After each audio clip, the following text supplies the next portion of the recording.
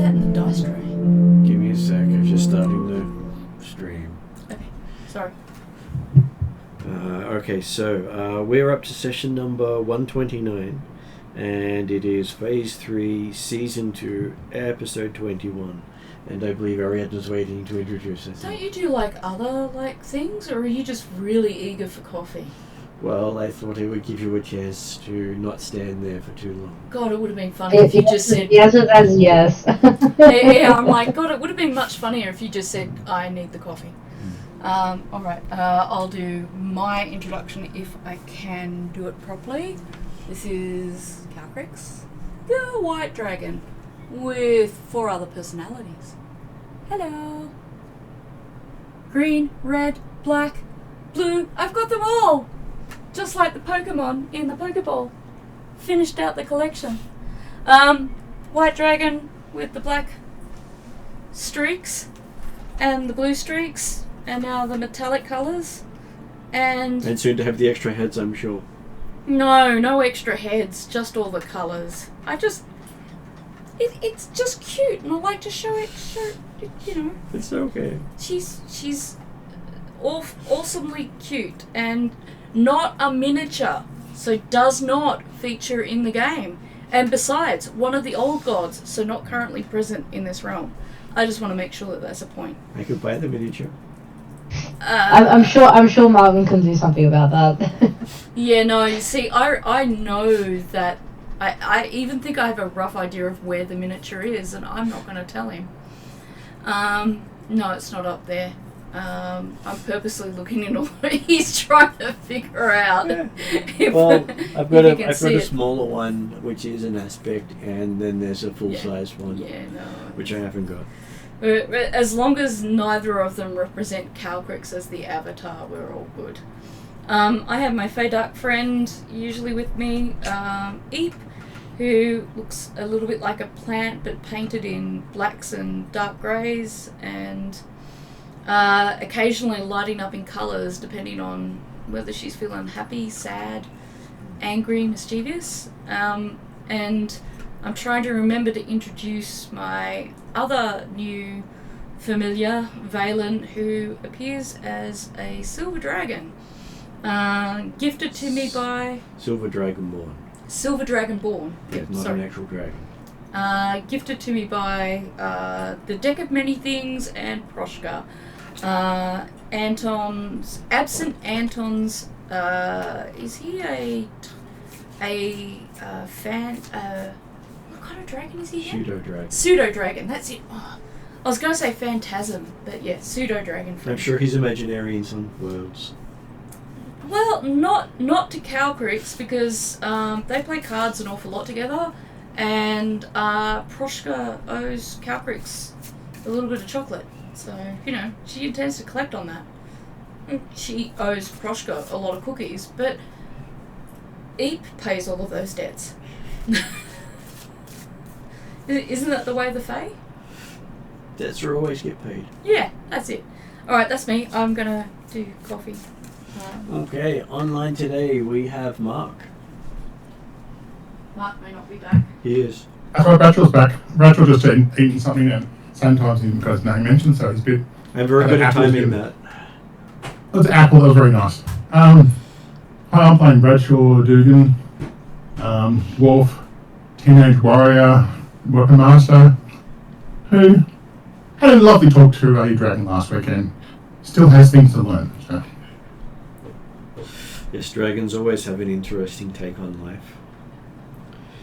Next up we have... It was very much like Drazzle talking to Drazzle. Yes, blue dragons are very much like that. Next up we have is Josh. Hello, I'm Josh. The Paladin!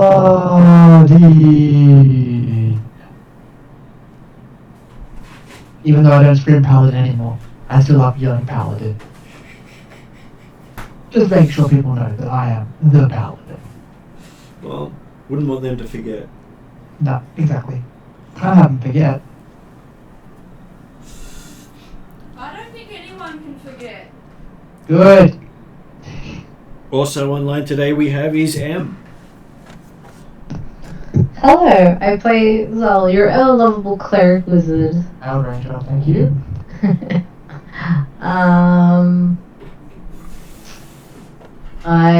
We've had lots of adventures in the last few weeks. Yeah. We ended up underground last session, didn't we? You did. We were in the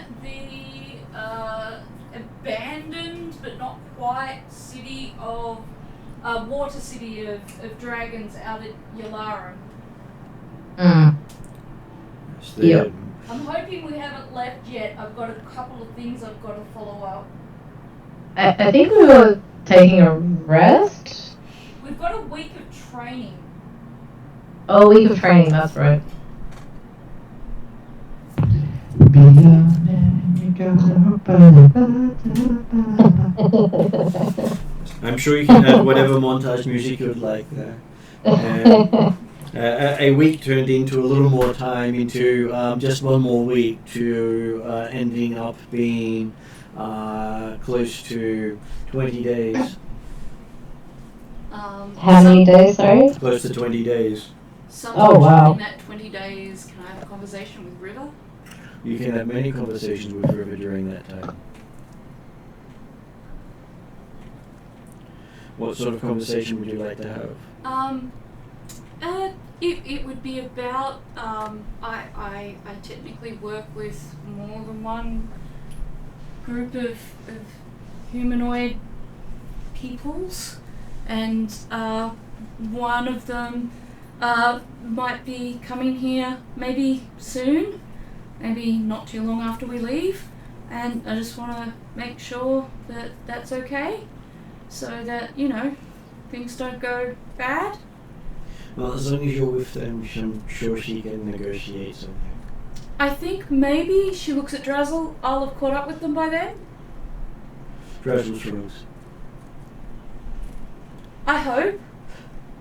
If not, don't be offended by the obnoxious Etrurgan. She says they won't find it without you. Oh. Well, in that case, I better find them. She looks at Drazzle, gives him deadpan look. He shrugs. He gets poked, but then hugged.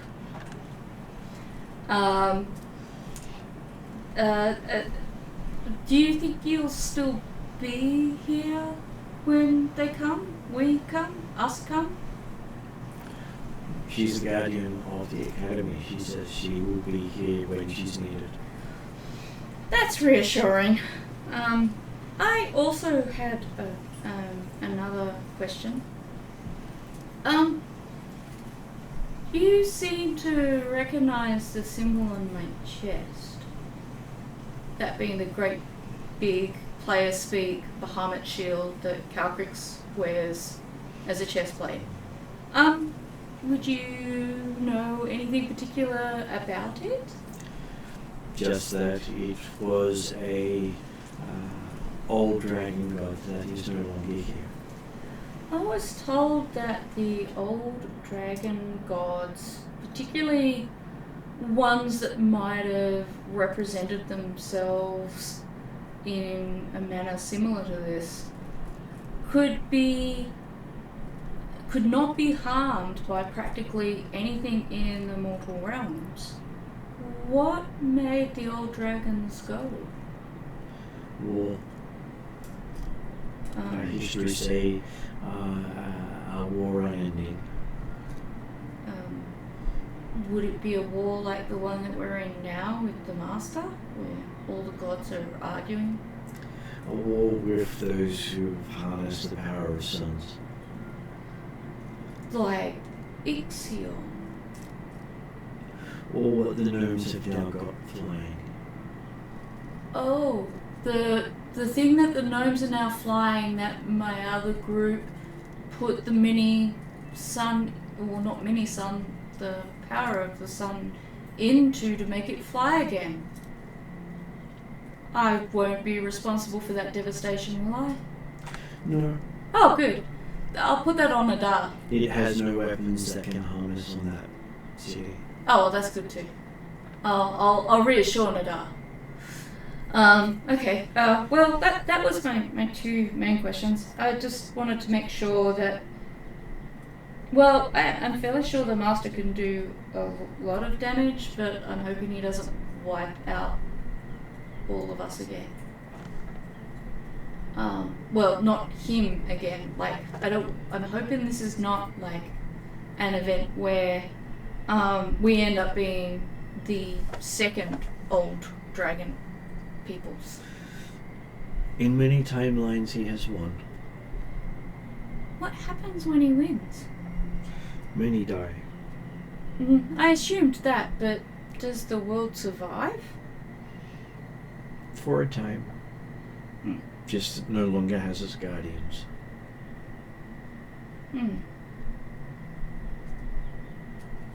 Better make sure he doesn't win then. As many dragons can also fall when he touches the trees.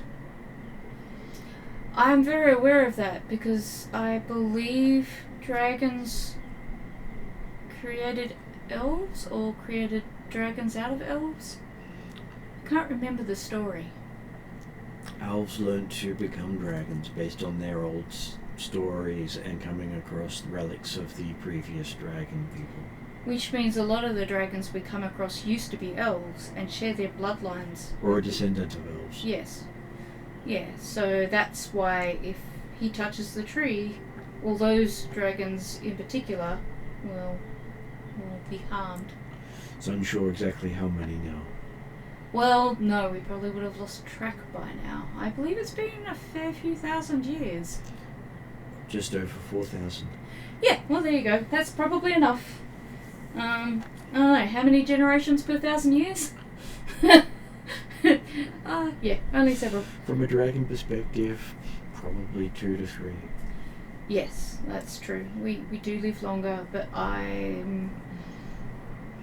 Most dragons who live past 1,000 tend to move on to other things. Now I just want to make it past my 13th year, and then my 14th, and then my 15th. You get the idea. Well, each year is important. That's mainly what I wanted to just ask. For most dragons, age brings wisdom, and some dragons bring wisdom through deeds. I prefer to use my deeds to demonstrate who I am as a person. From a dragon's perspective, that is the wisdom. That's good. She looks to eat. You should listen to me more. I'm wise, apparently. He offers a cookie. Or she offers a cookie. I take the cookie. Now, remember what I told you about sharing? Offers a cookie to the river. What about Drizzle? Offers one to Drizzle. Nice. Now, what about yourself? Self-care, remember? Happily munches on a cookie. Alright, we sit there munching cookies. End scene. Okay, so did anyone else want to have a chat with River during that time? I had questions about if she had any sort of clues or theories on sort of mending the relationship between Ethengar and Glantry. She says she does not believe that the fundamental differences between the two peoples can ever be overcome. Can ever be overcome. What Because the Ethengarians despise wizards, and the wizards of Galantry despise non-wizards. What about instead of overcome, at least meet a truce or compromise? They have been butchering each other for generations, and Galantry accepted a tribe of the Ethengarians that the Ethengarians vowed to destroy. But surely at some point people can be helped to see reason. What's more about this tribe? Is this the one I come from, or is this a different? Is this the Jin? It's a different tribe. Okay, so it's not the Jin ones. I wrote it down. It started with J. It had two N's. Genites. It's not the Genites, no. Genites are the older people you came from. Yeah. Okay. I know I'm a black sheep of my family, and I'm Ethengarian, but also, specialize in both wizardry and the teachings of my sort of people. So I don't believe that there is no way that we can't, as Calgary said, at least start to find some common ground somewhere, and maybe start mending, like even just baby step in the right direction. Well, he does say that the Principality of Krondahar, led by Prince Jeheric Viranya, is currently the most wanted person in Ethengar, as he represents the clan of wizards who left the Ethengarian steppes. So we used to have a sect of wizards in Ethengar. Yep. So What did they do to be banished, or why did they leave? It was against the beliefs of the clergy. I missed some of As in the Ethengarian clergy? Yes, the Ethengarian clergy. So it is the Principality of Krondahar. Principality of Krondahar, led by Prince Jeheric Viranya. I can get those details later, but they left the steps. Steps, because they were majority wizards, known as the House of Singabad.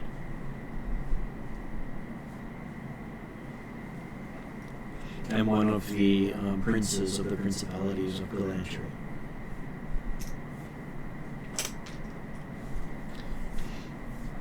So from that principality's perspective, if you have no magic, you have no right to vote. You're not even a citizen.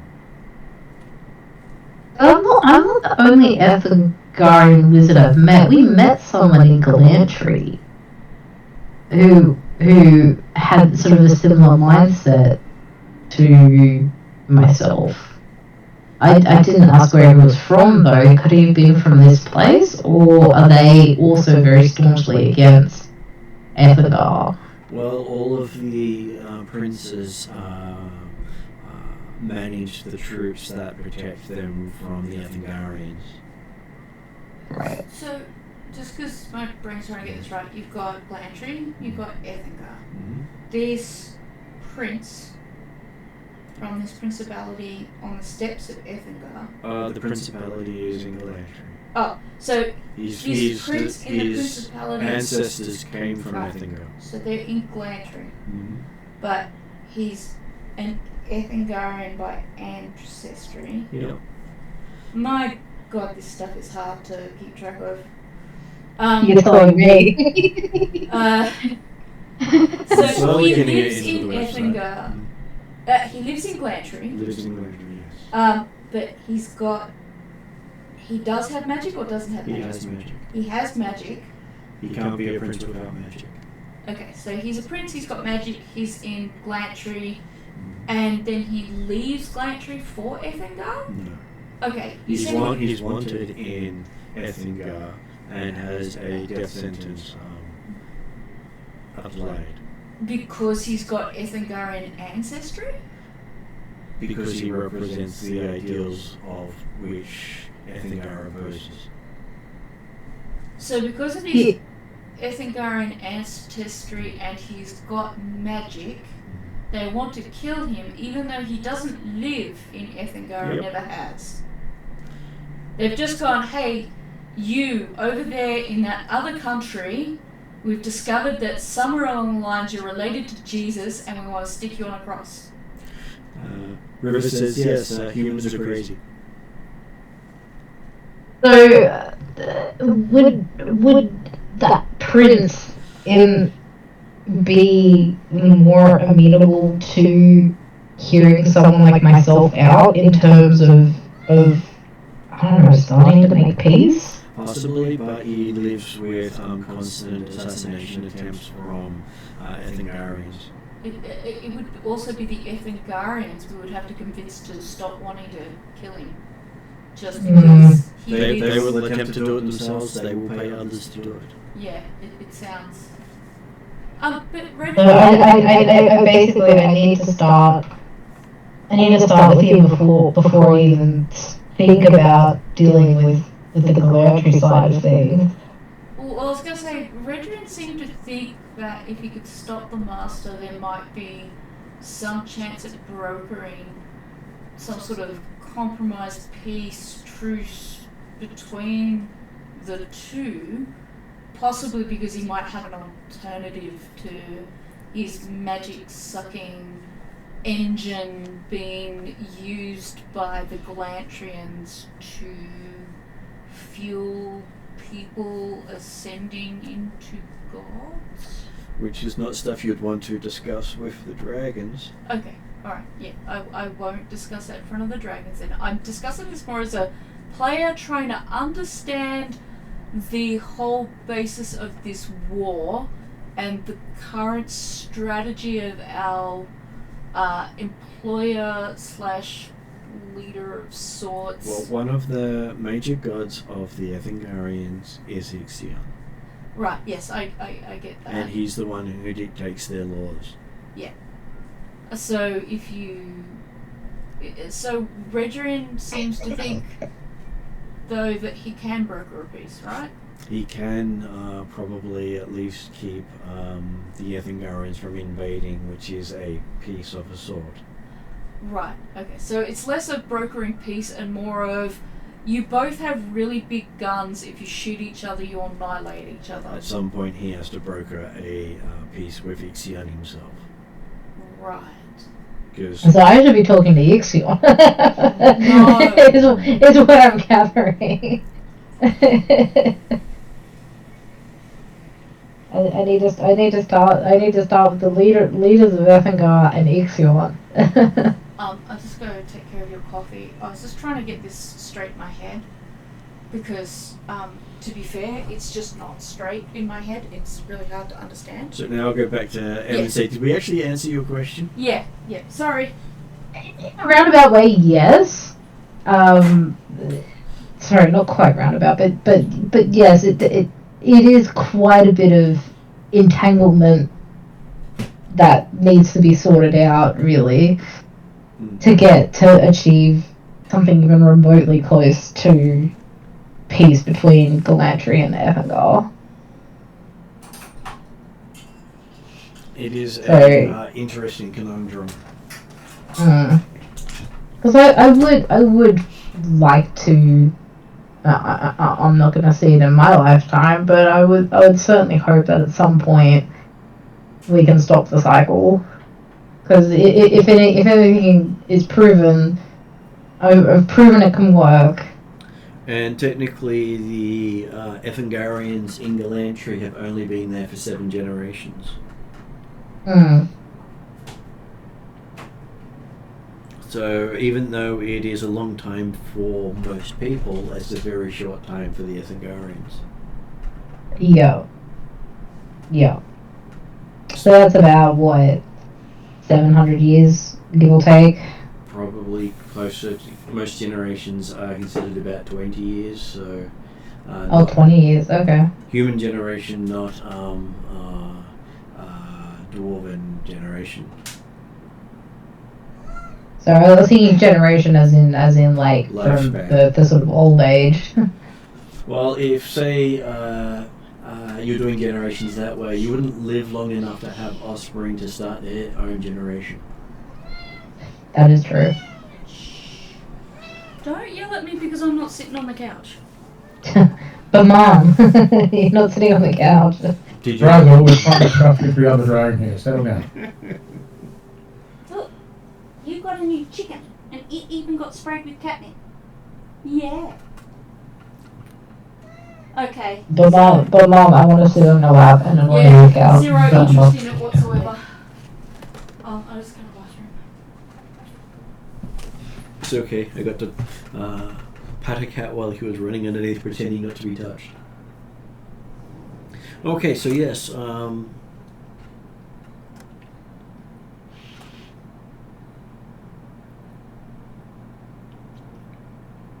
you're looking to see if you can get the Ethengarians to broker a peace with the Galantrians. That may be possible and may require the execution of the Ethengarians who are in Galantry. They may actually broker a peace at that. I don't know if I like the idea of killing Ethengarians in Galantry. I get it, but I don't like the idea of it. And if that was to happen, your name would be on the list. The list? Yes. The list. As in like people against Ethengar? Or Galantry, or both? The people they would execute. Oh, right. What if I refuse to execute this branch of Ethengarians in Galantry? Then your chances of brokering a peace would be a lot lower. Ah, okay. Conundrums. You could almost guarantee a peace if you were to do so, but it would be at the cost of your own life.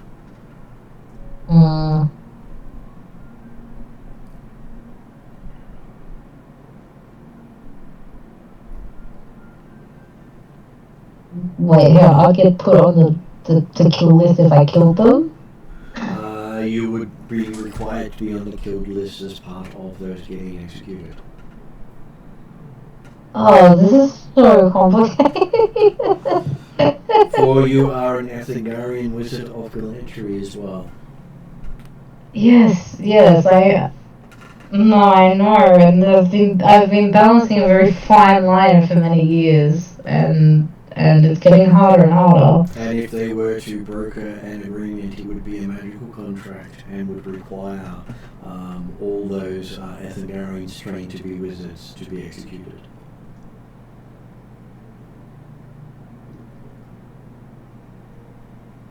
And if I don't do that, then it's almost impossible. If you don't do that, then it will be a lot harder and not guaranteed for success. Yeah. I mean, the point was not to go murder a whole sect of people, but you know. Well, hey, I'm sure it won't kill everyone. Yeah. It could be a lot worse. We do one of those like Trojan horse things where like you pretend, not Trojan horse, but like, you pretend that you've murdered this whole town, but really they just dispersed elsewhere. Being a magical contract, you'll be required to hunt down and get all 26,500 of them. Oh, okay. Ooh, right. Who would then hold you personally responsible for the outcome? I might have to bench that for a little while, or find another way. I would prefer finding another way. Even though it might not succeed, I don't think my conscience would be able to handle murdering the whole bunch of, I'm not going to call them innocent people, but essentially people that Had not grown up the Ethengarian way. Yes, but they are related. It's like the people from your alarm aren't related to us, but they do understand. And we don't have a giant beef against them. Not yet. No. Well, I mean, I know for a fact that they have magical people, so. Though they do prefer clerical magic. which also the Galantrians vehemently oppose.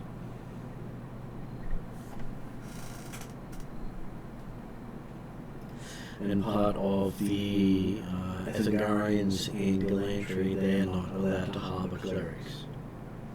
Yeah. So was it to get out that you're a cleric, you would probably end up getting a big chunk of the people there executed as well.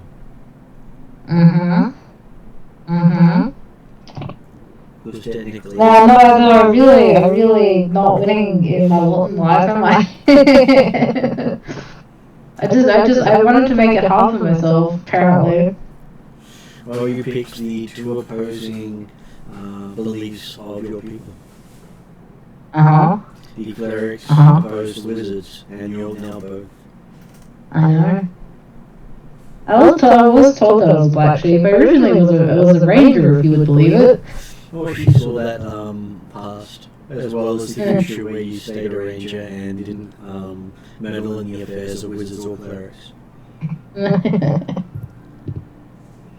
That would have been a sight, wouldn't it? And I wouldn't have been a ranger if it wasn't for you meddling kids.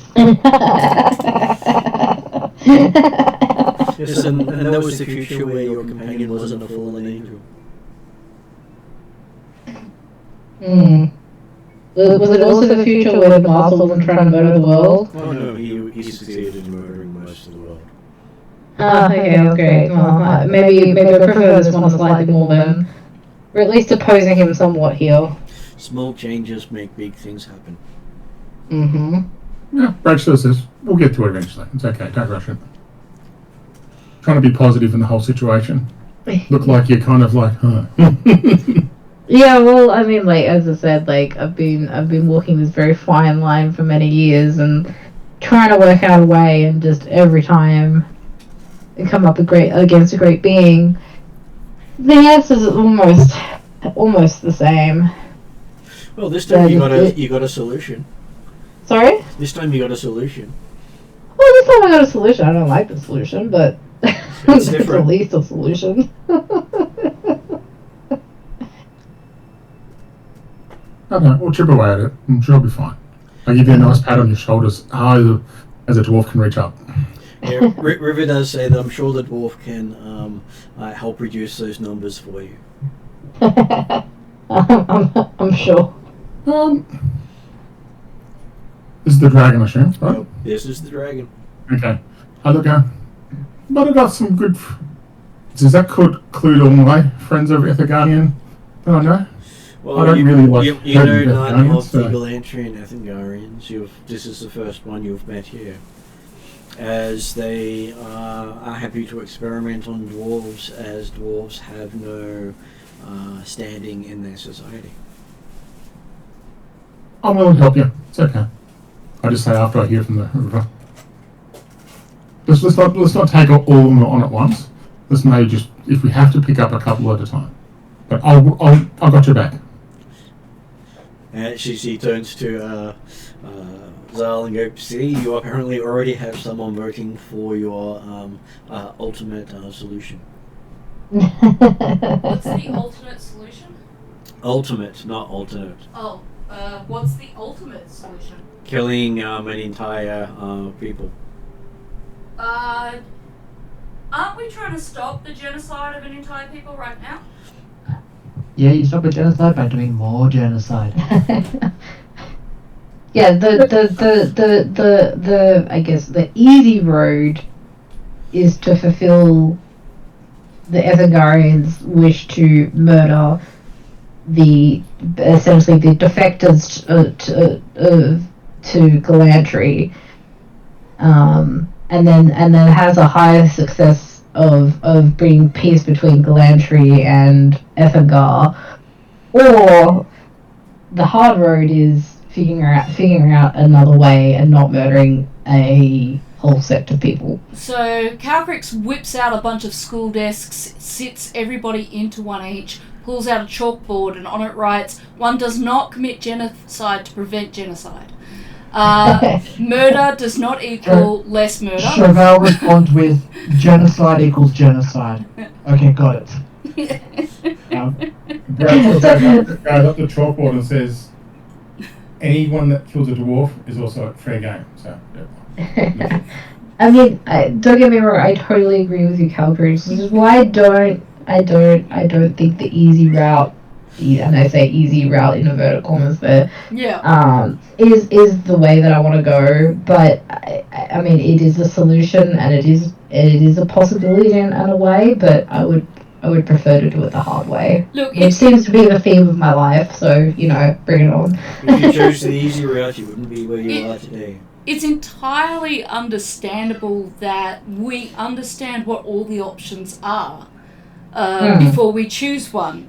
Calcris is just hoping that with this group's history that we don't repeat some of that history and that we've moved on from learning that history.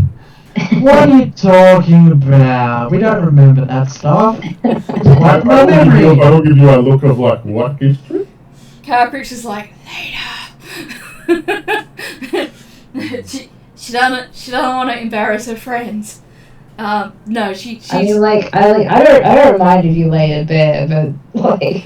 No. Look, a lot of what's happened in the past has happened unintentionally, and we have grown and learned from those sorts of things, but I don't want to accidentally massacre an entire country or an entire sect of people in order to prevent them from massacring a different entire region of people.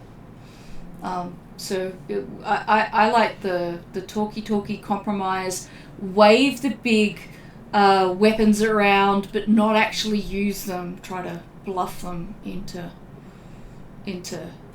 like talking to each other and reaching some kind of like, you should exchange baked goods, coffee and hug, and just hug it out. Just don't squeeze so hard you suffocate a person. Hug all the skeletons that guard the Galadriel border. Sounds like a plan. Hugging is bludgeoning damage. I will point out as a paladin, and therefore will do more damage to skeletons. Somehow Herbrix knew you would see it that way. If you just tap on a toe, that hurts them, and then they'll agree with us. It should be fine. I say, joking aside, I say yes. We'll look at the more peaceful option first, for obvious reasons.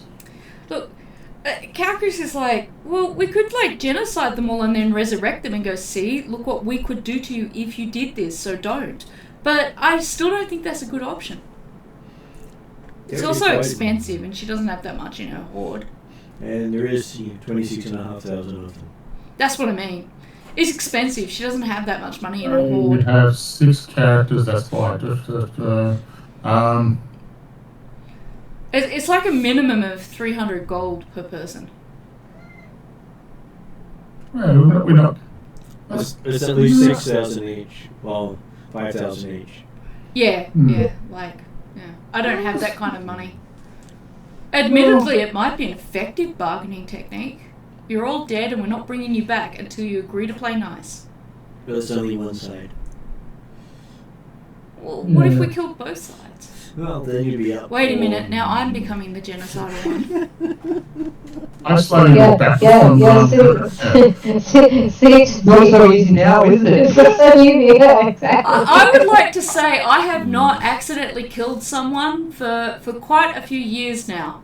And the last time I accidentally killed someone, I was just part of the group who did and therefore felt responsible and then made the wizard warlock guy resurrect them. Which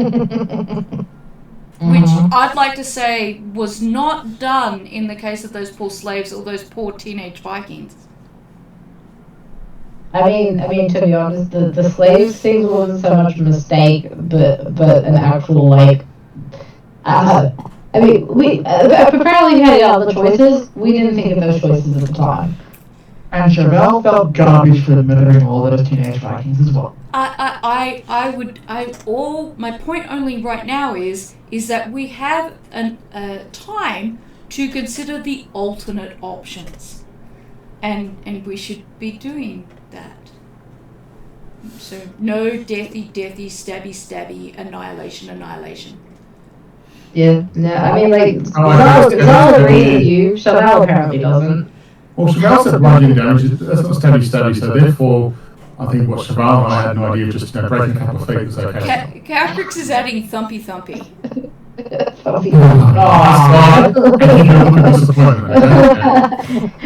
All of them. You get booze around the chamber. Booze from the audience. I'll go back and I'll just sit down and look away from you, okay? So. Calcrix will do a little jazz wings acrobatic sort of entertainment thing to just try and lighten everybody's mood, because this conversation got rather dark rather quickly. Yeah, I stand up and I go, I have a big dwarf and laugh and go, it's okay, I understand. Anyway, you should be back at training. What are you doing to disturb us? I'm having a break. You guys should be training too. Has she had a break yet? I asked her, is his break over time? Break time over? Ursa says she's been working hard.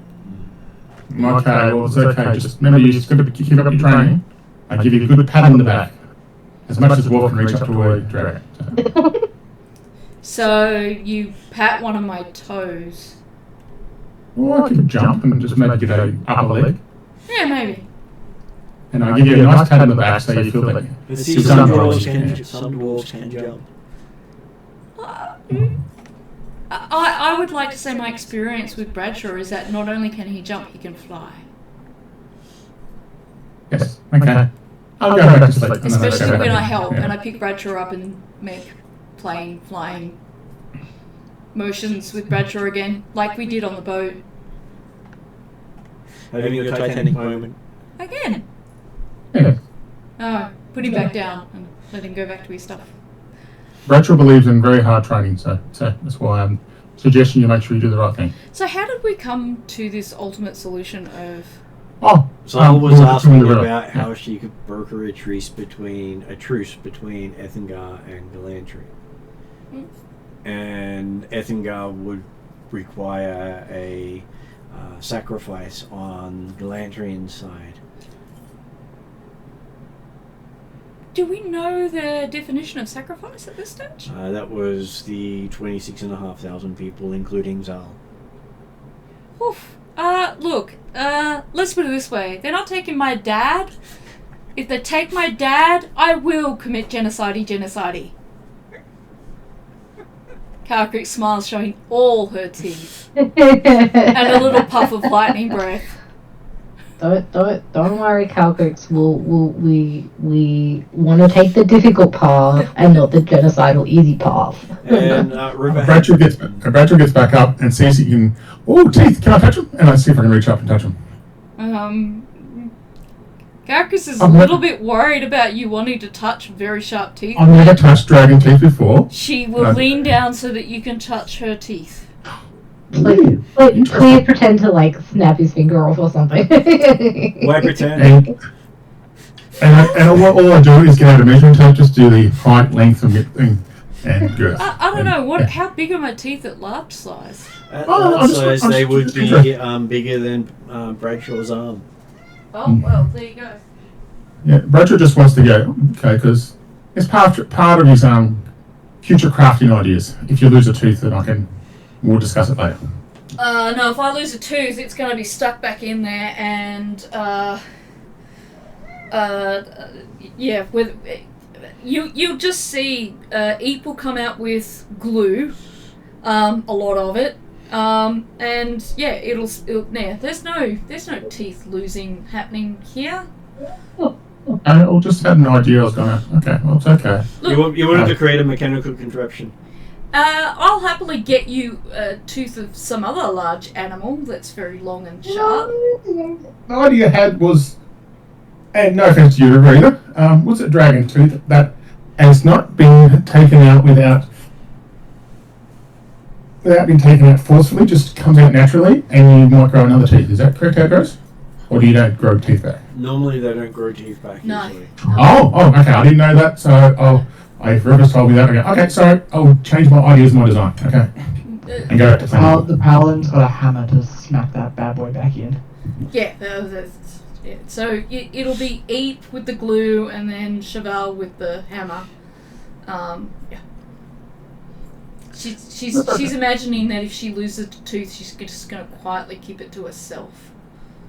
Oh, and while River's still there, is there any sort of in this cave system, any sort of place I could mine some material at all? They have no mines down here. Oh. Okay. That's all good. I've got a bit of a list of things I need to do. That's all good. They have no need for mines because they can make most of what they need. Oh. No, it's just... Yeah, no, that's right. It's all good. I'll leave that open. So. Are there... can we explore the caverns around? I was going to ask if Charbel had any questions. Yeah, that's a good idea. Because we've had a couple of questions asked already. Yep. So blue dragons are very wise, yes? Well, more blue dragons see the present, past, and future. Oh, perfect.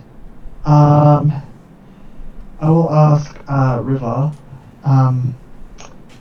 what happens to a paladin when gods fight over them?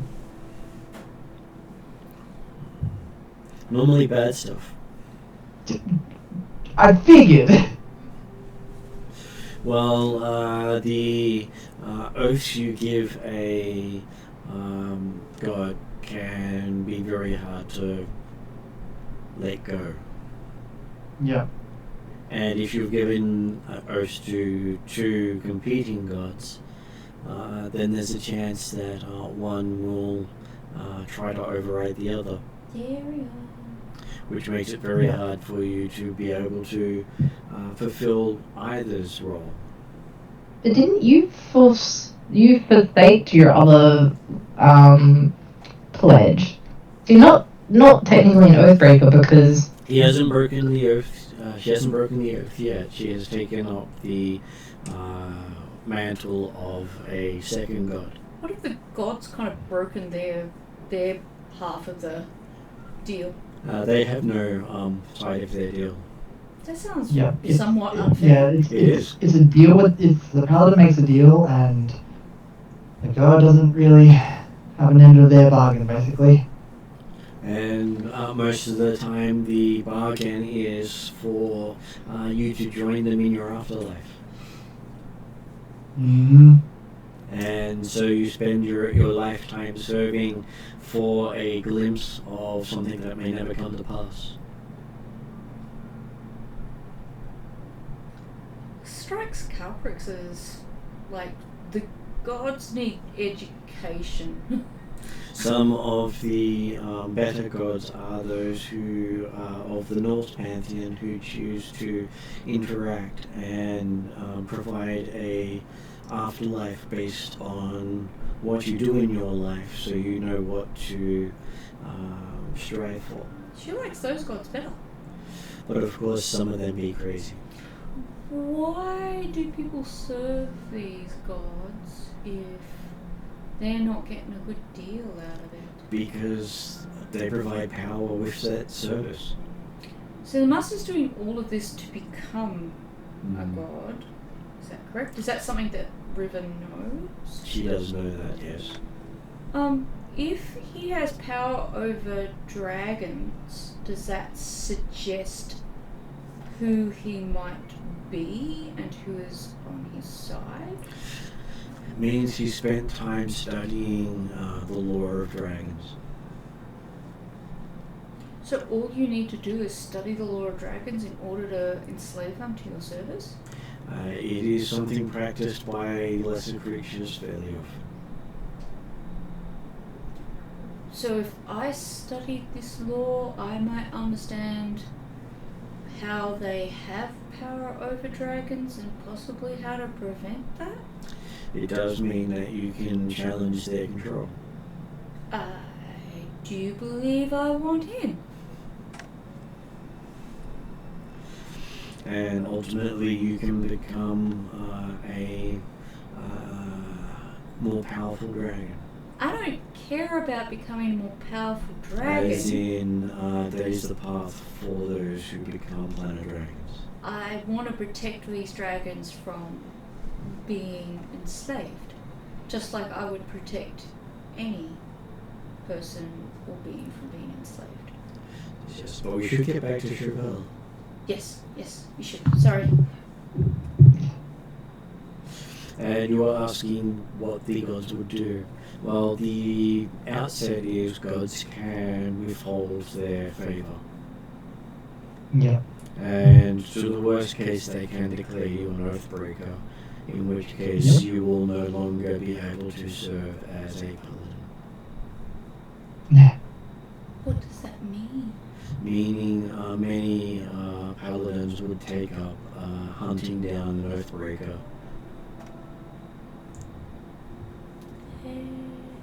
Good luck to them. Calcrease shows all teeth and lightning breath again. She's not the one who makes that decision. Oh, I know, but if anyone tries to touch her mum, same deal. But that is the worst case scenario. Rarely do they smite said people themselves. But that's normally if you have intentionally caused damage to their shrines, their beliefs, and their people. It's a very difficult position, though, that you're in, Chevelle. Oh, Chevelle is knowing, and that's the reason why I'm trying to get something inside before it pops out. Ixion is currently distracted by his war of annihilation. Yep.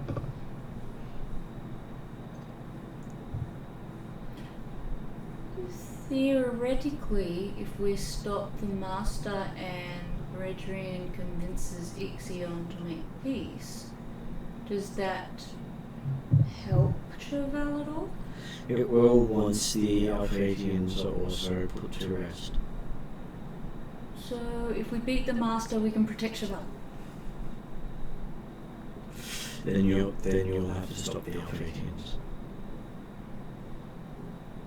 Why do we keep coming back to genocide? Because that's what this war's all about. I'm joking. I'm not going to kill all the Alphatians. You don't need to kill them, you just need to stop them. Did Chevelle have any more questions? No, actually. Well, you were saying that that's the worst, calling Chevelle an Oathbreaker. But what's the likely? Likelihood is Ixion will be so distracted won't notice for quite a period of time. May not even notice in the lifetime of Chevelle. Because Chevelle's lifetime really is a blink in the lifespan of a immortal. Granted, that's not much of a way for Chevelle to live out her life, wondering when her god if and when her god notices what will happen, but, you know. Well, her god does, have a lot of servants who he delegates his day-to-day tasks to. You mean all those people who he's not listening to right now? Like no, Chevelle? he has actual other immortals as well as avatars and creatures that serve him. So one of those could come after Chevelle? Or find out what's happened because he's not responding. She's not responding. Calcrix looks at Chevelle. Could you just fake it and say I missed your messages? I was passing through a tunnel. I didn't hear your reception. Sorry, I've been out of service for a while. Well, Well, you were put on hold. You just assumed Sorry, I'm on Vodafone. Ixion wasn't available.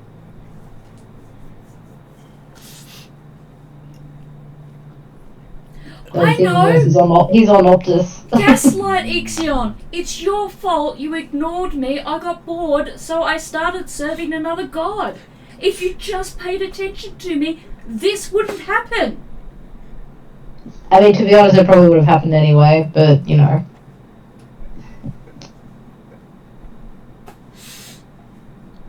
Well, hey, you did get Ixion's attention before the war started. How did that happen? Called up Ixion to save Zal. Oh. And now there is the Day of Sunlight in Moldavia in Galantry.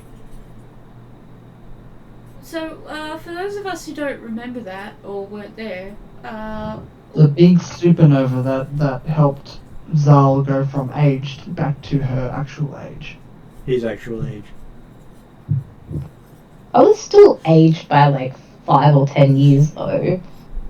It wasn't exactly taken back, but you know, semantics. I kind of vaguely remember that, but Bradshaw wasn't here for that.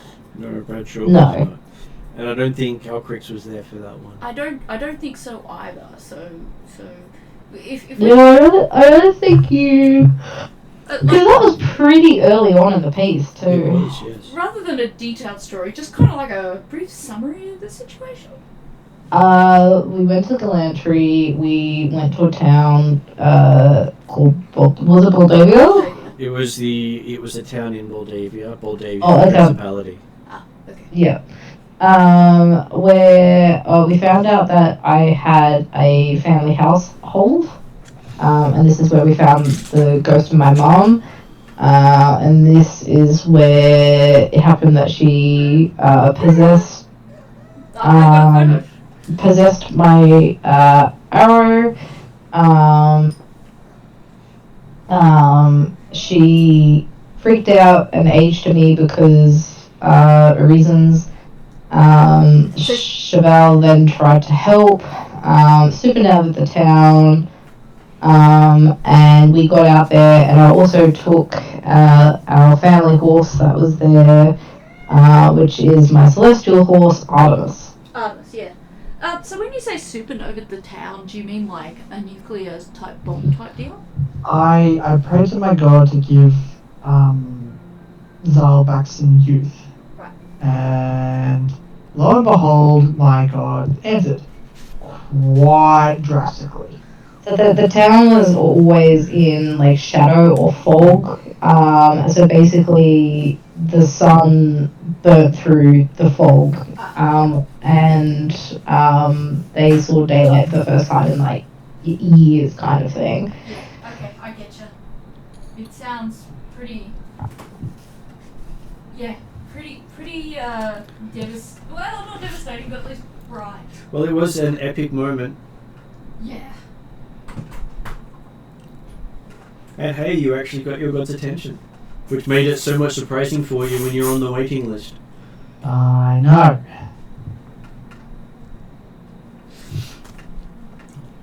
And she saw that when Ixion gives his decree for all his clerics to converge on Galantry, that there will be a huge following amongst them who will just refuse his call.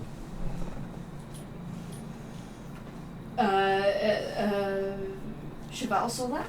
No, this is what River says. Ah, okay. Because not everyone will believe in genocide. No. Thank goodness. But that doesn't mean enough of them respond to the call that there's still not a massive loss of life on both sides. Yeah, that's what they're kind of trying to avoid on all accounts, really. Is all of this because of the Master or separate from the Master? No, the Master is just taking advantage of the situation. I see. He's taking advantage of the animosity between the two countries that have been long-standing. And the fact that there is so many other things happening the region can't bring all their people to support Darrakan. This is the weakest Darrakan has ever been.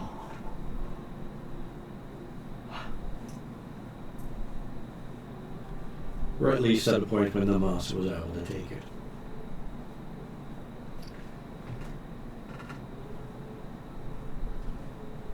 Okay. Well, that's not at all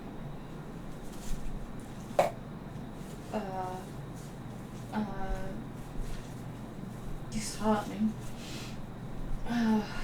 Does Bradshaw... No, and this is why it keeps getting not so much benched, but just like trying to find that one alternative that doesn't involve murder on one or both sides. So yeah, we've just got to, I guess, if Redrin thinks that he can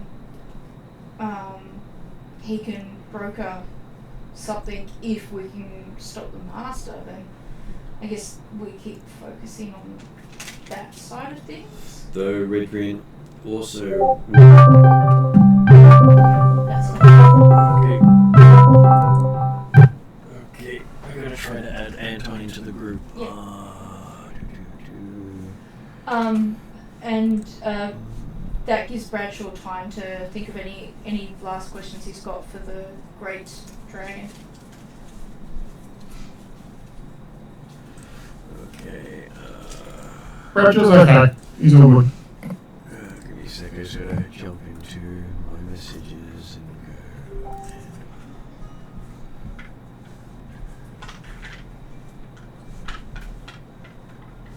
Just trying to remember how to make everything work here.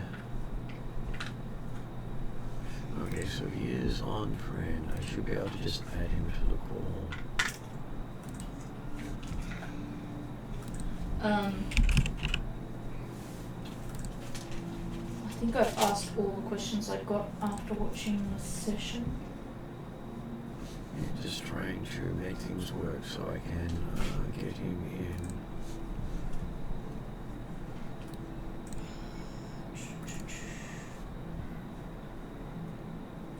Yeah, he's got full access, so he should be able to just jump in.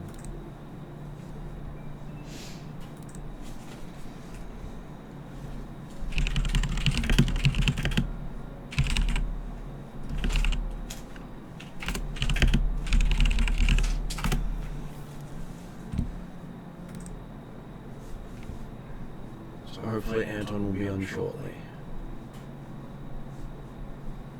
You know, it gives Anton a chance to ask any questions if he needs to. So I guess while we're there for, did you say 20 days? 20 days, yes. Sorry, it's strange No. to sort of group multiple things up. I need to make sure I write down. How many days have gone past?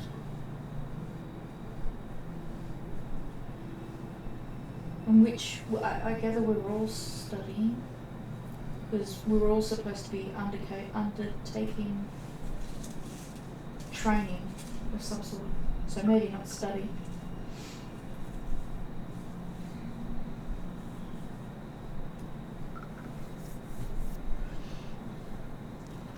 Can I ask a question? Yeah, you can ask a question.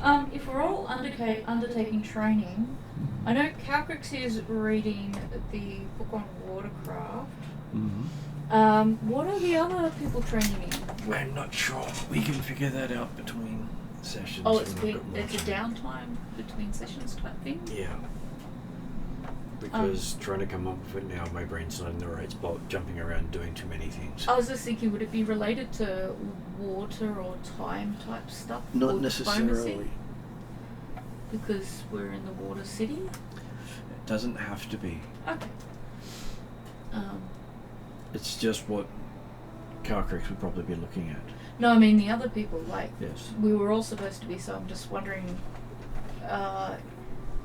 if they're doing stuff between sessions, what kind of, like, because we're in the water city, would it be related to, like, water Yeah. type subjects? Let's try to figure out how to get Anton in. Yeah.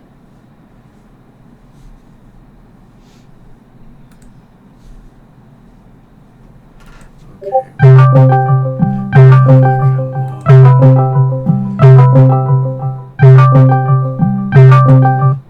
keeps trying to do a call with me.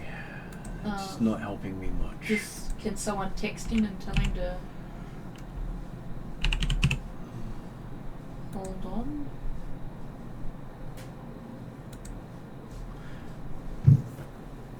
Oh, that was way. Hey Martin, I've just copied the stream Link.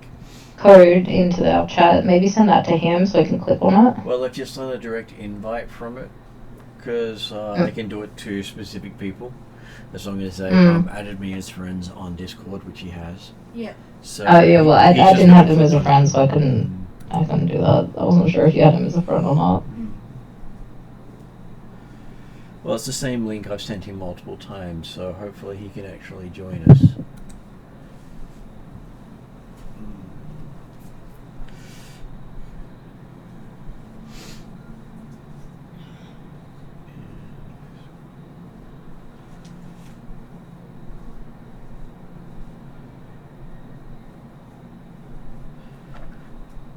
Okay.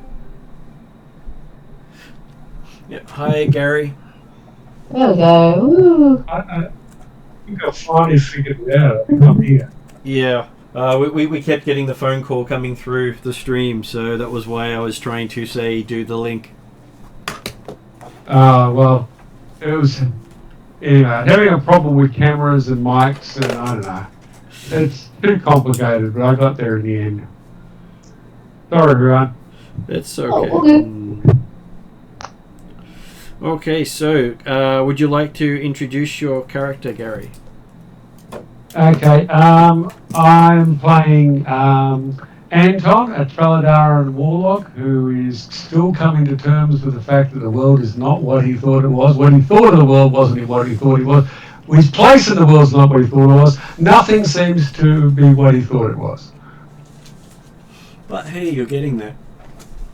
I'm getting there is one way of describing it. I'm getting there, coming to terms with it slowly. Okay, so what you've missed is they've ended up spending more than a week learning here. They've been here for about 20 odd days. Okay. And they've just had a chance to ask River some questions. So Cal Creeks was asking about letting other people into the academy because Tuesdays, which is now Monday's group, may be arriving sometime soon.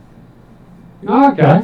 And also we had Zal ask how she could actually broker a treaty between Ethengar and Galantry, and didn't like the easy solution.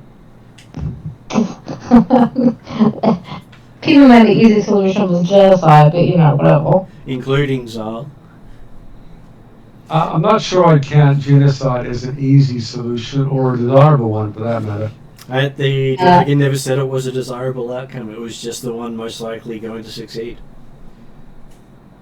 The alternative is a much harder route. It doesn't involve, hopefully, genocide.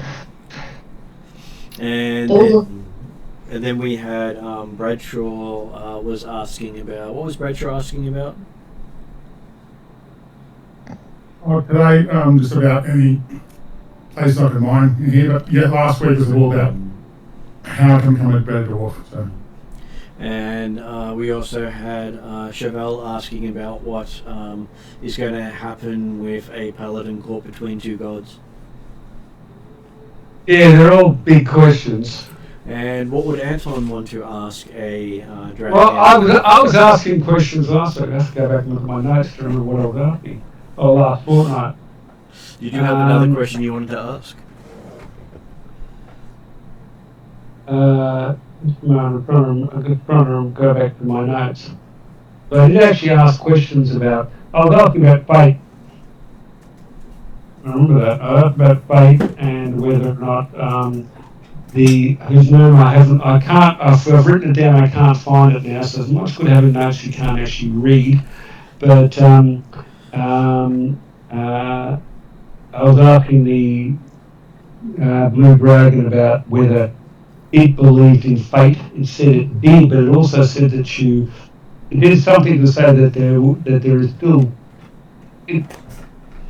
its answer wasn't clear cut, but allowed for free will. Yes. Remind me. So basically, I haven't had enough notes. that is the crux of it. Fate is something that should happen, but it doesn't mean it will happen. You still have to make it happen. Yeah. Part of her answer was you can determine your own fate. You don't have to follow the fate beside you. Yeah. And I'm guessing Drazzle is a very good demonstration of that. Because he's literally just learned temporal magic and just literally done thousands of time travels to tweak fate to the way he wants it. Like, not just his fate, but everybody's fate. Yeah. As he's witnessed the destruction of the world on more than one occasion. I believe he wants to avoid that. Yeah. It was going to affect you if you saw the destruction of the world just once, let alone multiple times. He has seen it over 1,000 times, River says. Okay.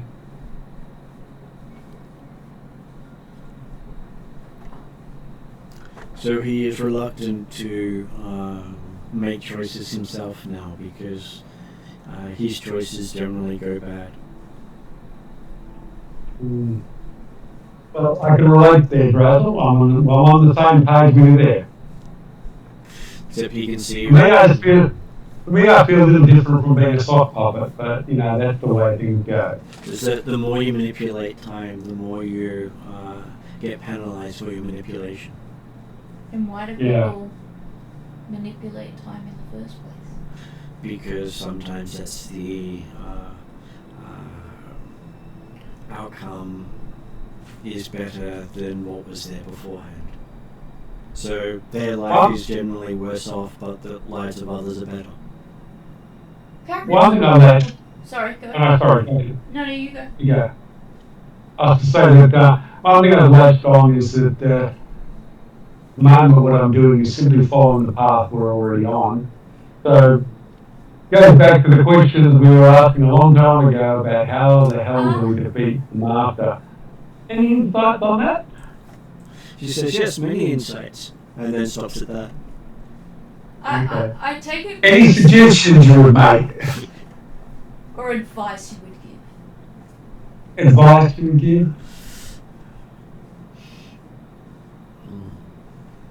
Okay, She pauses for a moment thinking, because she's having to go through what advice can she give that doesn't screw you over. Yeah, my guess is because she can prophesize to a degree. She's got to be very careful about what answers she can give us. Okay. Which is why we're getting vague answers, because like Drazzle, anything she says directly may become a prophecy that she has to make sure comes out, which she may not be able to do.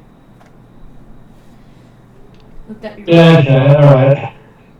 It's a beautiful paradox. You can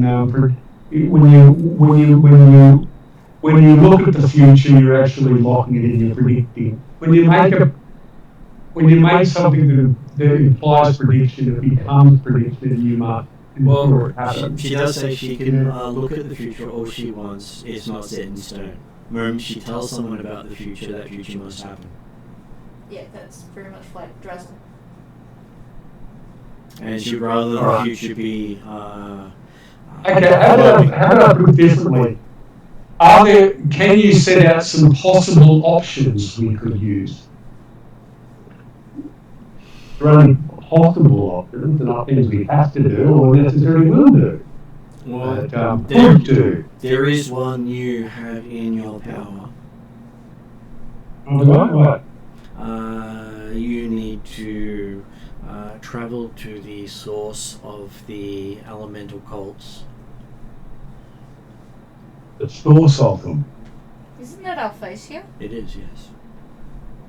Okay. Now, Face is one of the bad guys. When I go look again at my re-reckoner.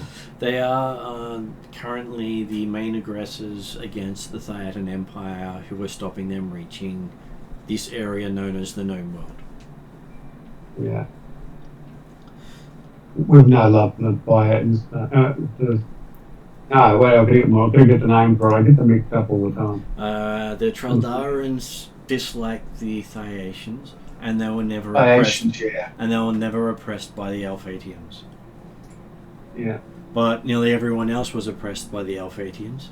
I've only heard bad news about the Alphatians. They're in my bad guy category. And the Thaian Empire was founded by pushing the Alphatians out of the region. So the year 1000 represents 1000 years since the Alphatians were pushed out of the known world.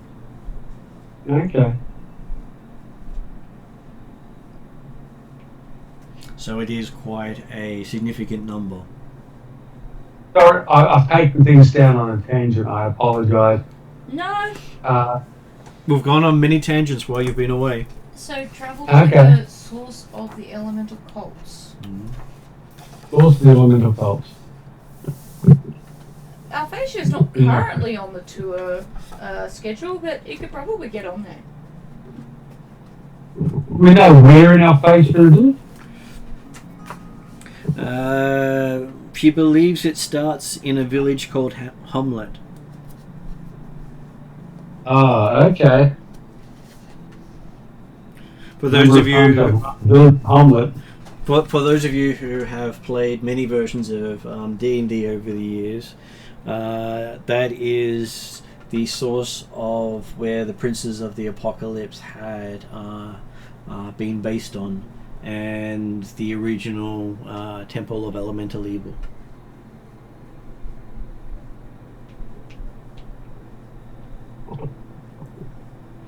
Which I'm So sure... we started the quest there. Okay. Well, that's where she says you could,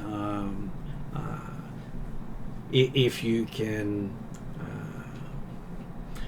end their connection with that area, then you may be able to bring them into the war against the Master. In the connection. Okay. All right. Yeah.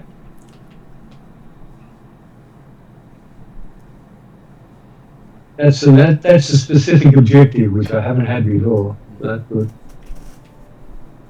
And she says it's within your power, though you may not achieve it this year.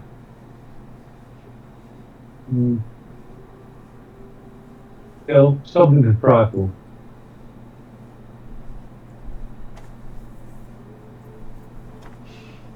She says your friends are already in your organization doing many things to assist in bringing more armies to bear. Yeah. I don't know about everyone else, but I just wonder, throwing more and more armies into this, is there another solution, another approach other than just throwing armies into this? Let the Master win. Okay, I won't say that name, but yes, that's the I'm trying to think of an alternative to defeat the Master that doesn't involve just throwing more and more armies into the mix. Anyway. He has more people than Darrakan currently has. I wish What's it the was source of his strength?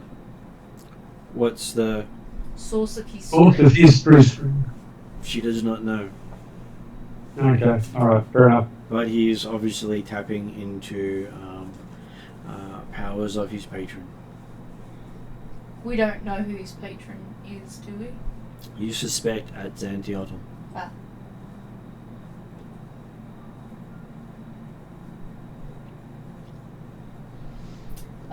Eat his Xantiotl and hands out cookies. Okay.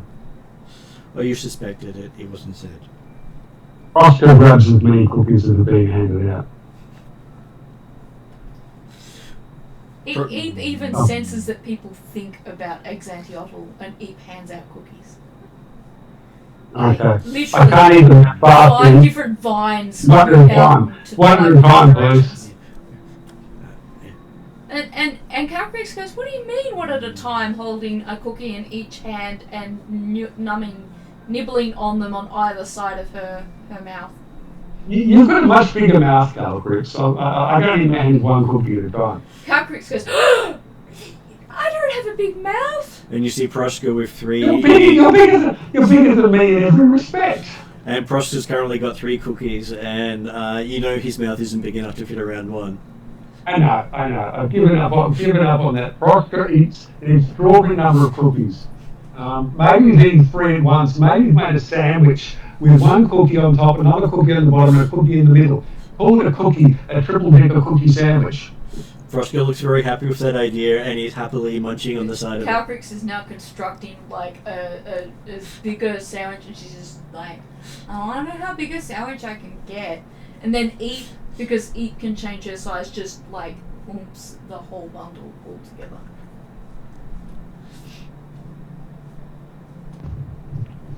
So who's going to get the second condition from his cookies at the moment? Somehow Proska never seems to get it. I was going to say not Proska.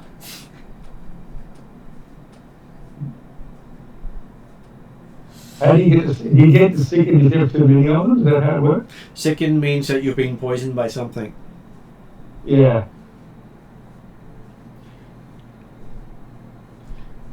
I've never been sickened by them. I think they're fine.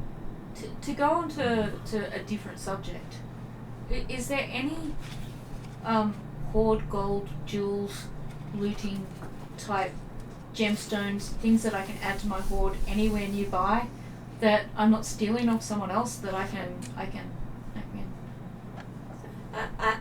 got to top up my resources. She suggests you will find much in near Hommlet. Damn, that's a long travel. And I'm not supposed to get there for, how long did she say? At least not within the year. Well, you would not complete the task in a year, she says, even if you were to get there tomorrow.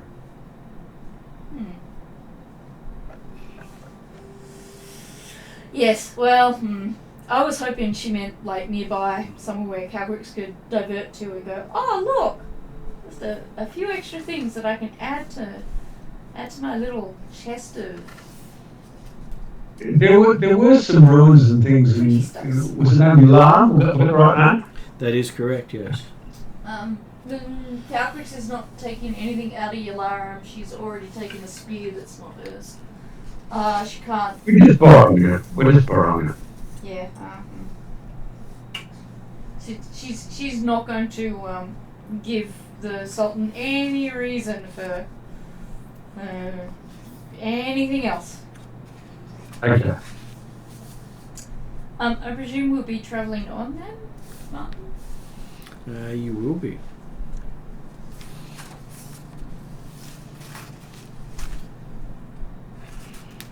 Okay. Are we doing anything with downtime? Or is that already done that? I was going to suggest we do that between sessions. Well, during the 20 days here, we're all supposed to be training.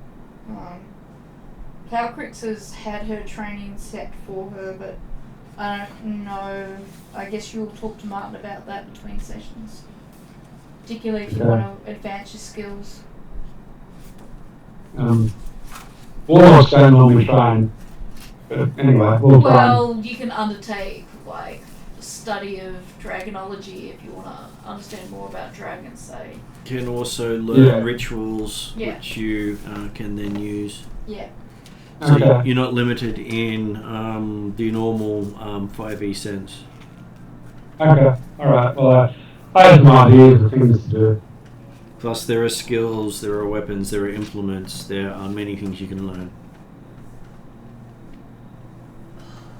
Okay, so River does say she has an ability to get you there fast. We're being sent to Hommlet. Hommlet. Hommlet. Humlet. Double M, she says. H. Oh, okay. H-O-double-N. Say H-O-double-M. Hommlet? Yeah, Hommlet. Okay, H-O...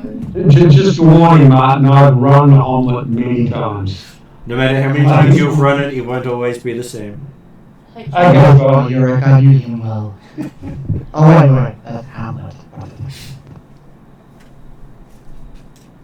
So we're getting portaled to Hommlet? That is what she's offering to do. If she says portals are going, I thought you were going to fire stairs. She just I vote for a portal. She looks at Bradshaw and says, "I'm sorry, but there's no way to fly someone that quickly." Okay, that's right. But one day, can you fly me somewhere? She could throw you up in the air and see how long it takes you to come back down again. Would that count? I think you know what I mean. But look, when things are required, I'll come back. Okay. She does not consent to being anyone's mount.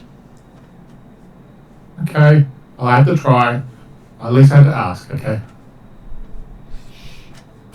Says you're welcome to ask, but most dragons will not allow it. Should I stop giving people rides, Dan? She says that's a personal thing.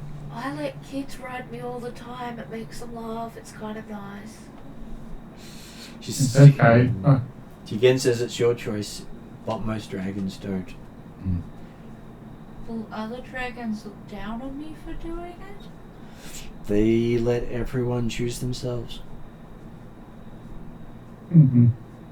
Why don't you let people ride you? I'll wait till they're outside. Once we get to the portal, I'll say something online to Will saying, "Yeah, suck up, dragon." I'll wait till outside this whole. She doesn't. Just wants to know why. She doesn't want to be treated as a dumb mount. But Many who ride dragons will never, the main dragon. we would never consider you dumb. We would never consider you dumb or a mount. be fair, Personally, I just like to say feet on the ground. anybody Feet on the who's ground. sort of Calcrix as a dumb mount wouldn't get a ride.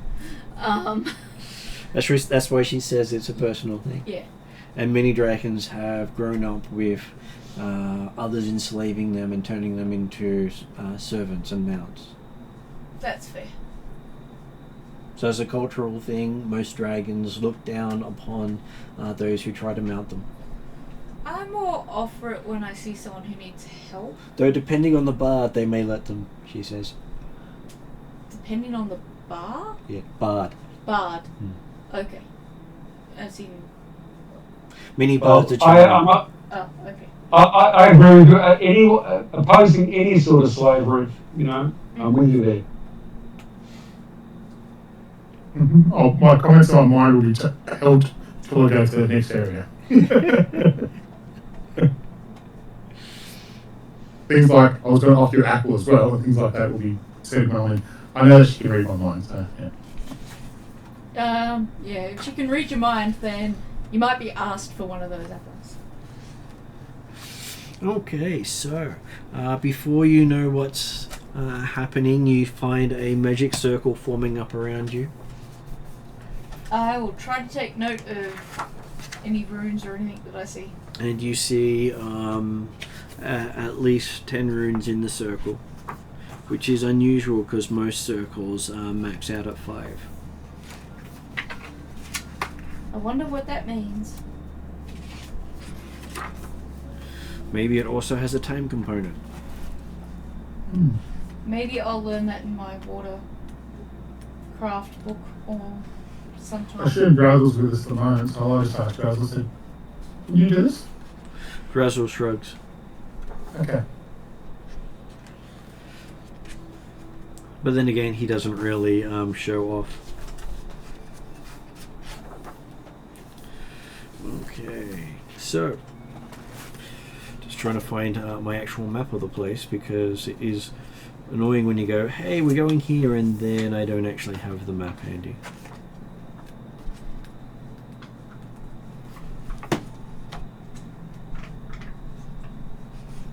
Okay, that's where it's supposed to be. Yes. You find yourself appearing on a road with a village in the distance. What sort of village? Village of Big, Hommlet. small. Looks to be a fairly small village, but you can see some big buildings there and what appears to be the remains of a castle nearby. Does it look like the same time of year, like no time has passed? It's not a different season or anything like that? It looks as if a big chunk of the day has passed. Okay. What time of day does it? We've been underground, haven't we, all this time? You have been underground all this time, yes. And you think that maybe it's now closer to sunset?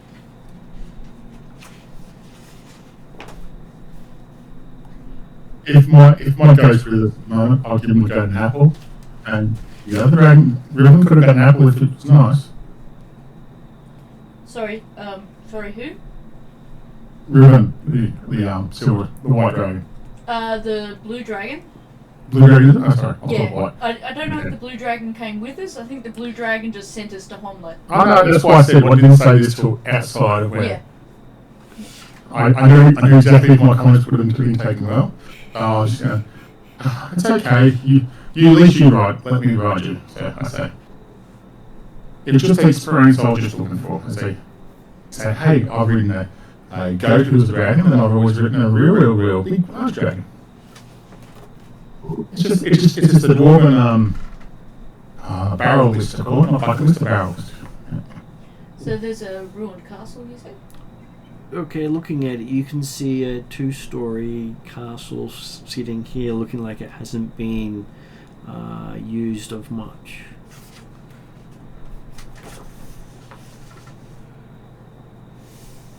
Looks as if it's taken a fair bit of a beating from something recently. Have we heard anything about the village of Hommlet? Do we know anything about it? Okay, so... I was going to say, that would have been a great question to ask River before we left. They will give Anton a society roll, a culture roll, to see how well he knows things. I gotta find dice. Just give me one moment. Dice. It's always nice to challenge you with things like that. Yeah. Culture. I don't have any special ability on culture. No, nothing on culture. History, but not culture. This is just going to be a basic intelligence roll. 15. Cabrix is 15. wishing she can go back in time and ask River about the village of Hommlet. Okay, so you do remember some stuff in your Earth book that you'd been reading and studying. Oh, okay. I will give you another I will give you a random rumor. Okay. Random room is fine. Okay, so your book does talk about a mercenary by the name of Zert who stays at a inn known as the Welcome Wench. Okay. And he's said to be someone that those who left trust. Okay. Sorry, was he a warrior, did you say? Mercenary. A mercenary. Mercenary. Good. Yep.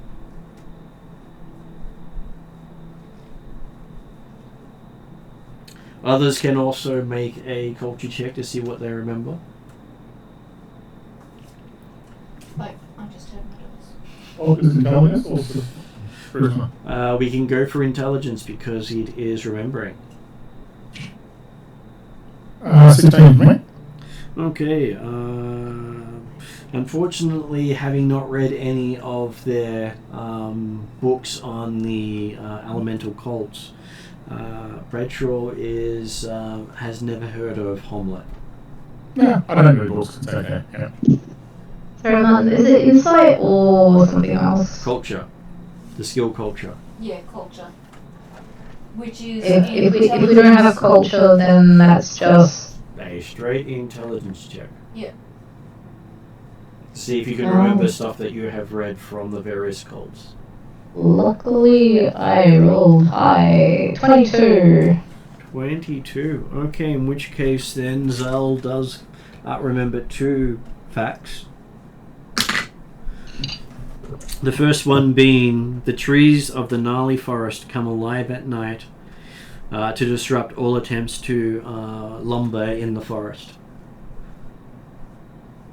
So there are no lumberjacks at night. The trees in the gnarly forest? Gnarly forest, yes.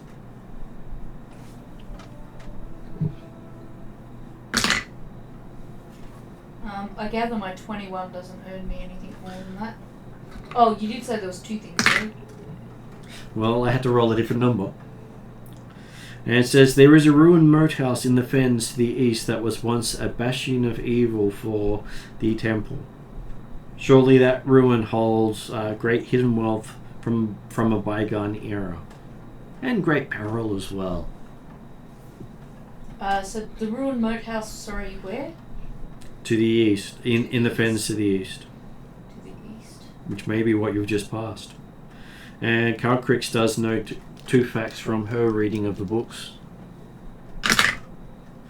The first one being, the barge folk that ply the Valdiva River are nothing more than a loose band of pirates and thieves, and they should not be trusted. Where's Yodri when you need him?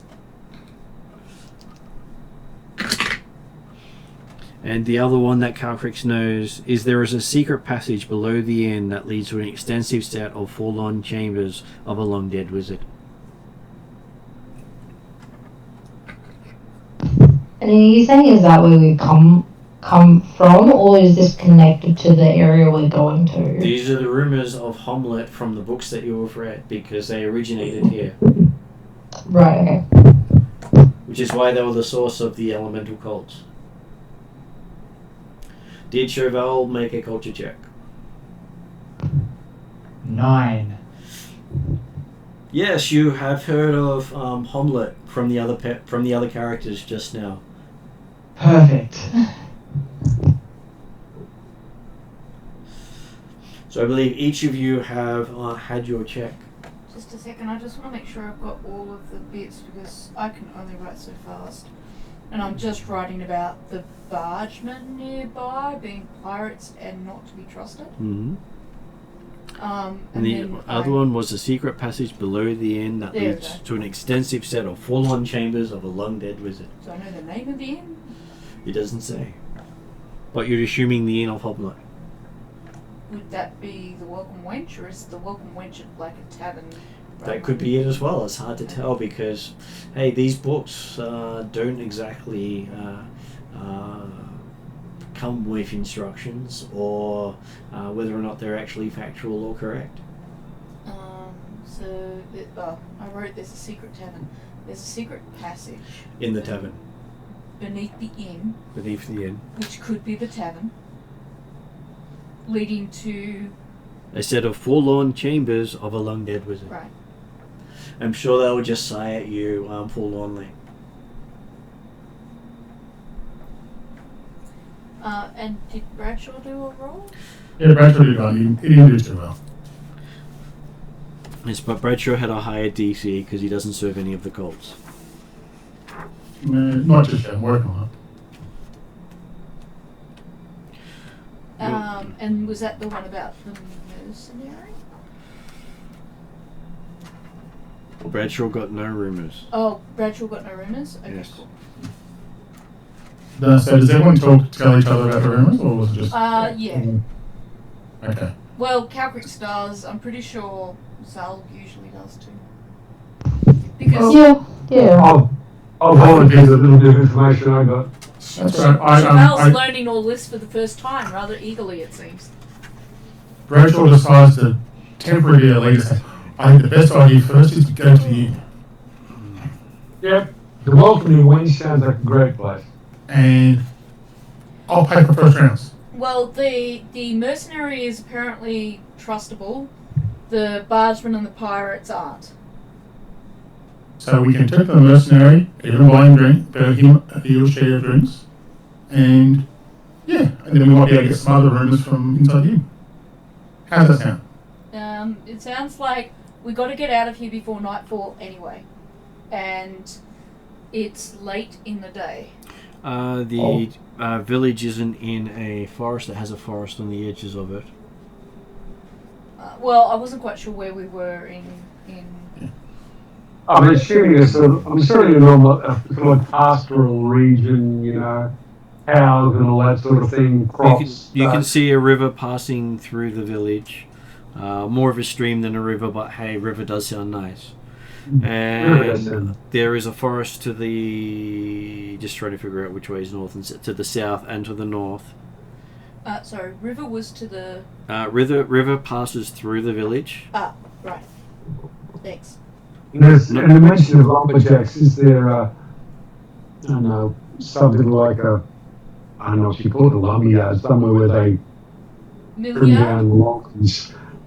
Pardon? A mill and a mill yard? You're sure there A is, mill. but from where you are, Okay. you can see this tower next to what looks as if it used to have a keep, and a building nearby that has a lot of stone work outside of it. Because I'm visually challenged.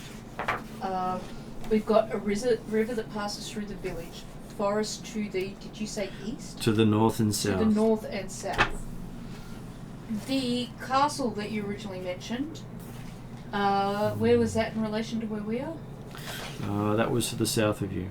South. Mm-hmm. Then the tower / keep was not too far away. Well, as the tower to the south also has what looks to be a ruined keep next to it. Okay, so the castle is and the tower keep are all the same structure. And did you say there was another feature? Is there a fourth? Yeah, sorry, I was just trying to keep track of everything. It's not easy to do that. Yeah. Okay, so a well-crafted stone dwelling that seems still new, set fairly close by.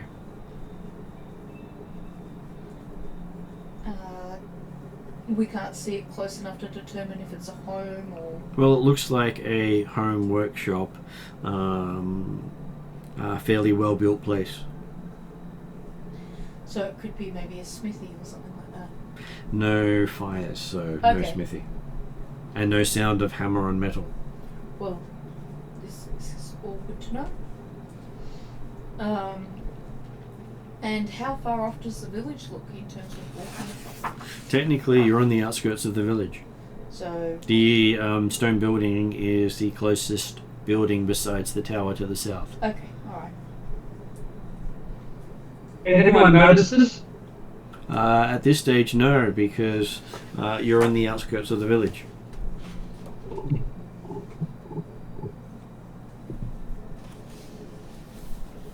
And as it's getting close to sunset, you're expecting most people would be calling it a night or going to the inn. I think maybe heading to the village. And while we're heading to the village, Mum, is there any sort of guards on the edge of the city? A little guard tower or something like that, or a little entry saying, watching people coming?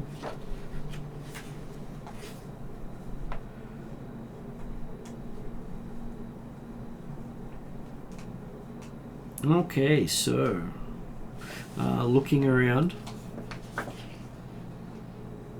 looking around, you do see near the tower, just out of sight from you, is a guard tower with 2 guards on top. We wave. Okay.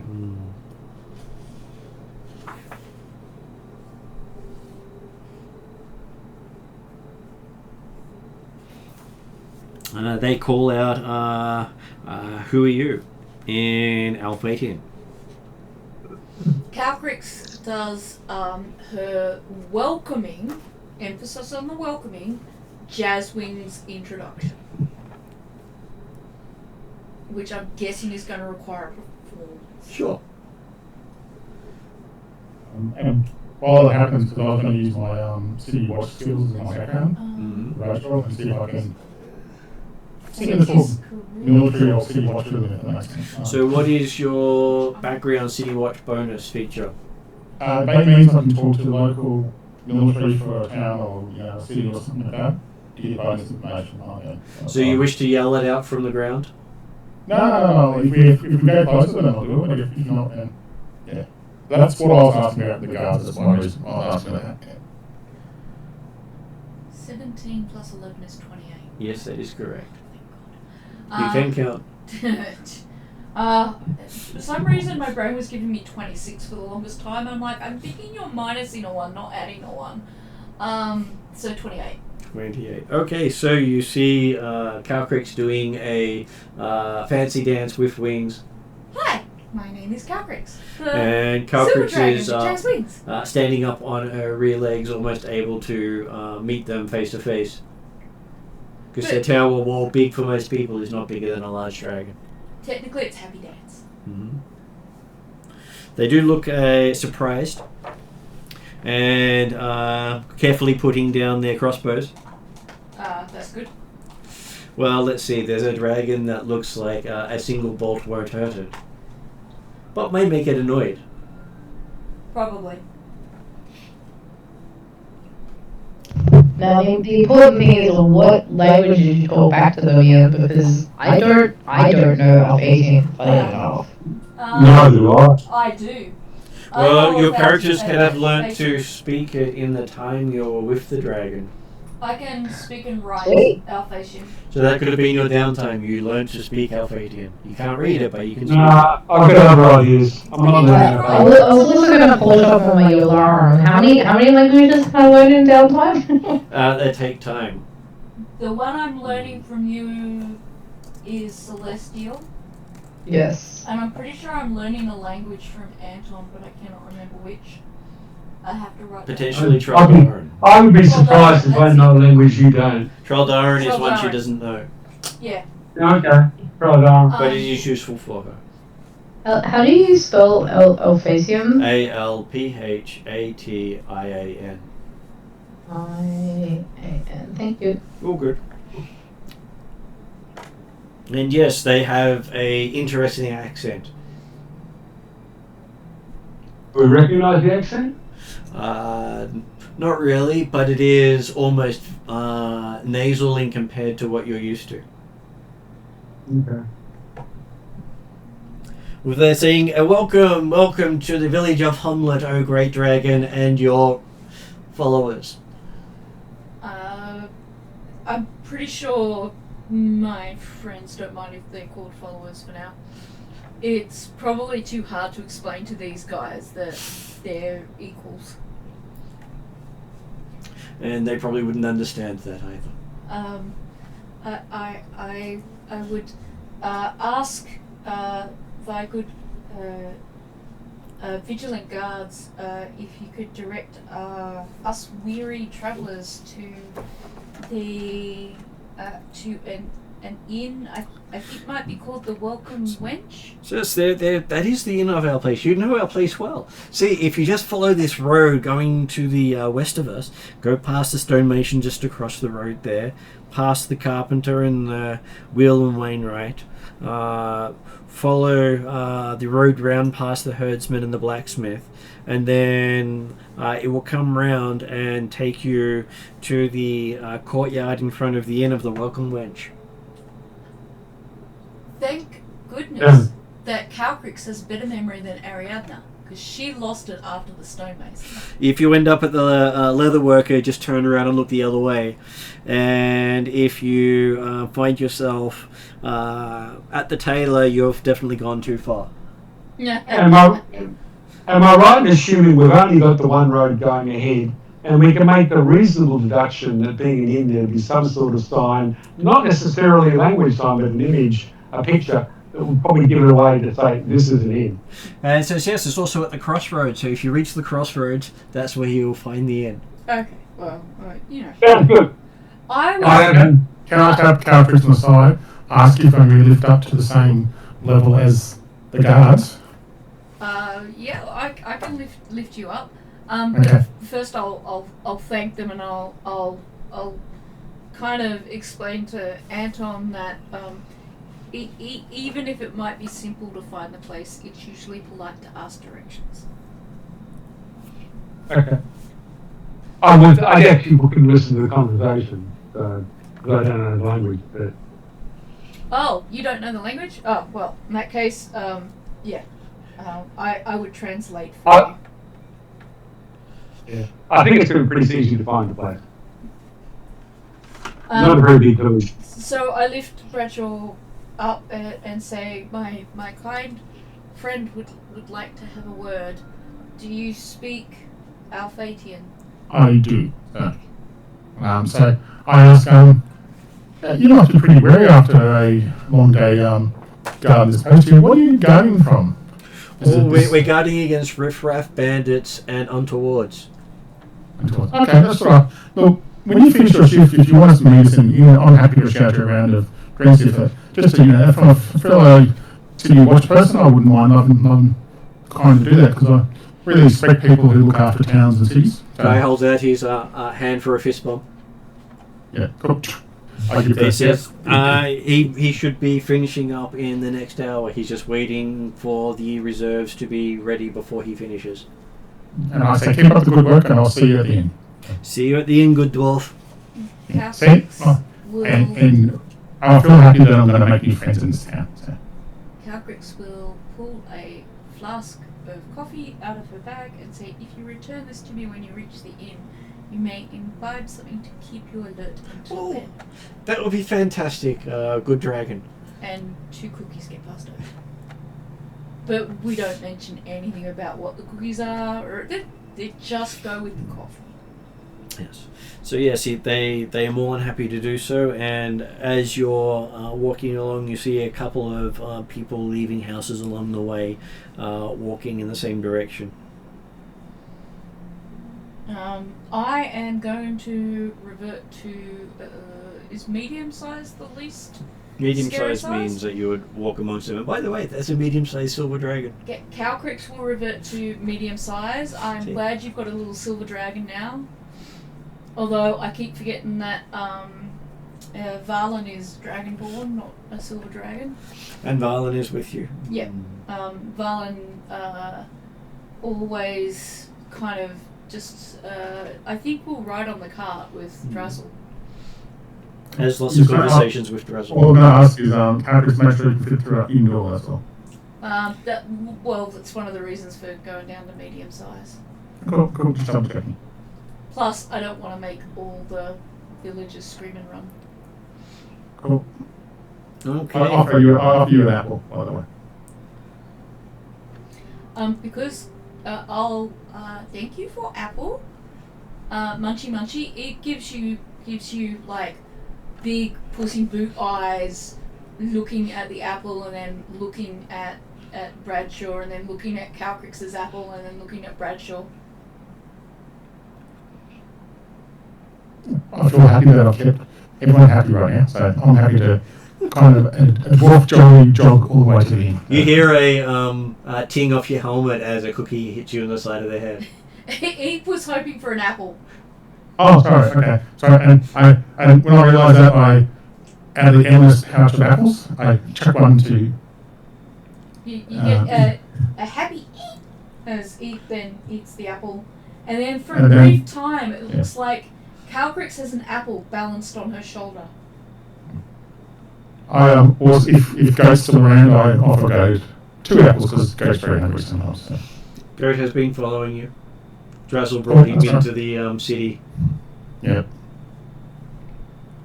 Okay, so as you get into the town square, you see a wooden sign showing a buxom and smiling girl holding a flagon of beer. This must be the inn of the Welcome Wench. Oh, I run in before everyone else gets in there. I'm very thirsty of having a beer of some sort. Yeah. Okay, you run in and bump into a stable boy. Oh. He basically lands on his butt and goes, "Oh, dwarf!" Sorry about that. I helped him up, and you would be able to take my goat to the stables, would you? Is it possible? Sure, he says. Okay. I think what's equivalent to, I give him a little coinage just to say, hey, a silver or something like that, just to be nice. So. Okay. And do you remember how your goat acts around strangers? I'm probably in this kind of mood right now. I've forgotten, to be honest about that. So. That's okay. We don't need a stable boy for much longer. Look, I was nice to stable boy. Whenever I'm feeling goat in the stable boy, I'm not there. Okay, so yeah. What, is he as bad as my axe beak? He's as bad as Drazzle's horse.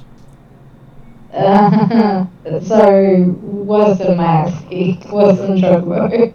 Is it a dragon or something like that? It is a drake. It is an actual A dragon king. dragon that really... A dragon what? Dragon king. A dragon. Kin? Yes, King, yes. Yeah. Is Drazzle with us, or is Drazzle back where... Drazzle's with us. Drizzle is with you. Did everyone's various mounts come along? They did. Okay. So Chocobo was here too. Just No, wait, Chocobo's here? yes. Chocobo or Artemis? I don't believe you brought Artemis to Yalarum. No, I would have bought Chocobo because he can roll on the sand. He loves the desert. So Yeah. it's Chocobo. Yeah. And Chocobo now has 2 horses he's afraid of, goat and horse. Yeah, so make sure he's stabled between goat and horse and you'll be fine.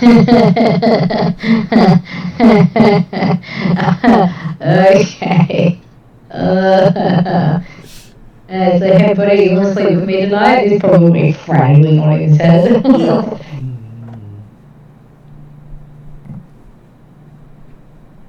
If everyone else doesn't mind, I'll go inside, find a table for us all, and then I'll go around with beers for everyone. You get a nice table. The serving wench goes by the name of Lee. And happy to collect your order, and they'll expect you to pay up front. Okay, I'll pay up front, yeah.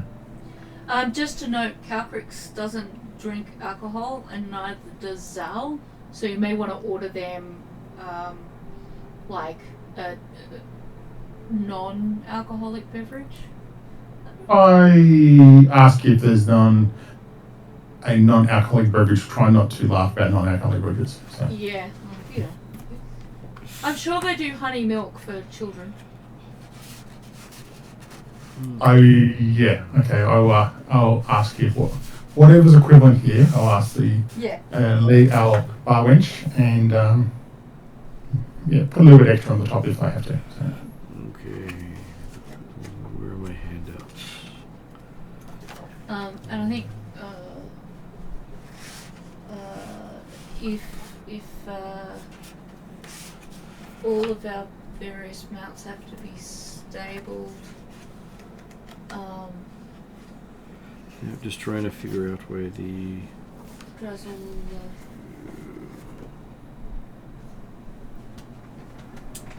because it says refer to this and it doesn't have it in there.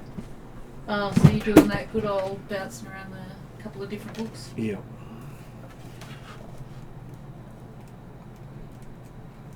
Because it has player handouts, but it doesn't actually have it in that book. Ah, okay.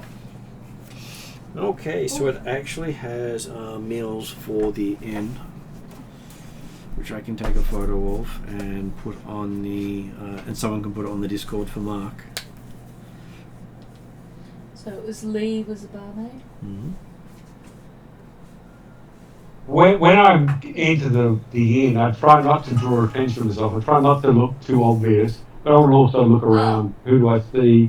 Don't worry, Yeah. Anton. No one's looking at you. They're looking at the white dragon That's fine. that just walked I'm in the door. fine. I'm fine. If they're looking at the dragon, not looking at me. That is a good result. And by the way, I'm a white dragon right now. I am not all the different colours of dragons. I do not reveal that unless I need to. Yeah, can you put that on the Okay, Discord so for Mark? Are you silver or white at the moment? Martin, is it acceptable for me to be my metallic colour here? Yeah. Yeah, okay. Well, I would be silver with all my other colours. There's oh, wait a minute, we're in Alphasia, aren't we? Multicolours is suitable here. Multicolours, yeah, so I'm my normal person here. This is the one place I can be myself. Ironically. This is the one place that Bradshaw stands out like a sore thumb. Oh, why do you spread your stand out? He's got one element. No dwarves? One element. One element. Oh. Okay. I was going to say, I considering want to this... I still would look around without drawing attention to myself. Considering these guys want to annihilate another country, and we're kind of trying to work against them in a way in trying to stop them from annihilating another country. this is one of the few places where Cowcricks would not be looked upon poorly for being I think different I colours. think the powers that be that are into fighting wars with everybody don't include these, these people at the bottom of the social pile Probably not. in a No. sleepy village. They probably know little about it and care less. Very, very true. Okay, so you do see the innkeeper who looks very jolly, has more of a green complexion than anything else. Mm-hmm. He's I can see the resemblance in the two serving maids, wenches. You can see an extra couple of them who don't seem to be like him, as well as a boy carrying around a pot. Yep. You can see probably about let's say 13 customers sitting in there talking amongst themselves, but all watching the dragon come in. Okay, good. Calpix is providing great distraction. They all look like they are locals, i.e. they're, farmers, herders, or they're, They all look like tree locals. cutters, or basically the kind of people you'd expect to find in a village like this. I presume the two girls that match the green tinge of the innkeeper are his daughters, and then you said there was a boy and Pot boy carrying a pot around. and was there a couple of other servers? There were a couple of other serving staff as well. Okay, I'll be a bit clearer. Somebody who doesn't look like that they live in this village. Apart from us, of course. Having a look around, nothing here seems to look out of place. They all look like workers, though you do get the sense of magic amongst them. Oh, okay. Well, alright then, magic amongst them. I can cast spells without obvious components. I will cast detect magic. Okay, so you get a feeling of magic in the room, and as you concentrate, you can see the barman is basically moving all the dirt and grime off his dishes with magic, and and cleaning off the bench tops, and he's doing that through some form of earth moving. Oh, okay. And That's good. most of the people here seem to be those who manipulate earth. Okay. Well, I'm actually feeling quite hungry, with all due respect, even Calcrix, I do like a bit more variety in my diet than cookies. I'm quite interested to see what's being served up for dinner tonight. So does Cowcricks, but I can't see the menu. Okay, so for Ariadna, I will hand her the menu. You'll hand me the book personally. So when I enter, I will kind of do a smaller version of Jasmine's for the barkeep to put him at ease that the dragon's not going to kill everybody. So yes, you do have lots of options, and so there are many beers, there are many ales, there is mead, there is braggots, there is wine, there is brandy, and there is liqueur. So Bradshaw can go the whole hog and get himself a dwarven mushroom spirits if he so desires. Oh, yeah. Nice to see the menu. Sorry, figured it out. I thought it'd be handy to be able to just put it up there so you can read it easily. Cowcricks will definitely order a 7-course dinner. And I will happily say that you can actually see the map of the area as well, because it would be on the walls at the end. Calcrix will ask Zal and Cheval if they would like dinner and how many courses they would like.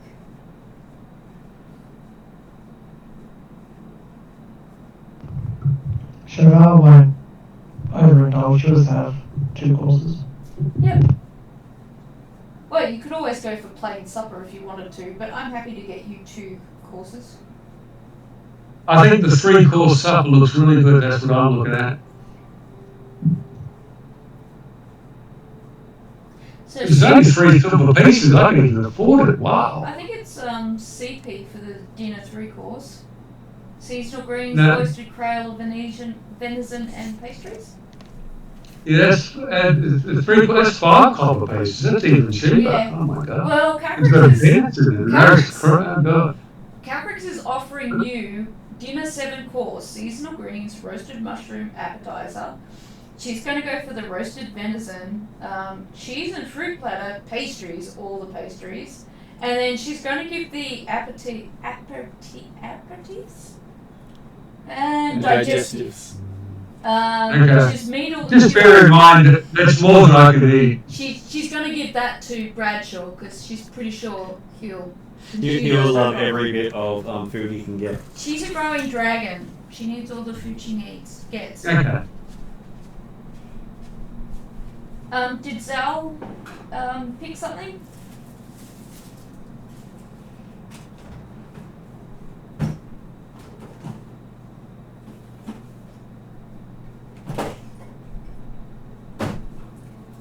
See, this is what happens in the markets. You put yourself on mute and say he's going to pay for everything, and then you realise he's on mute. So I'll pay for everything, and I'll ask everyone what they want.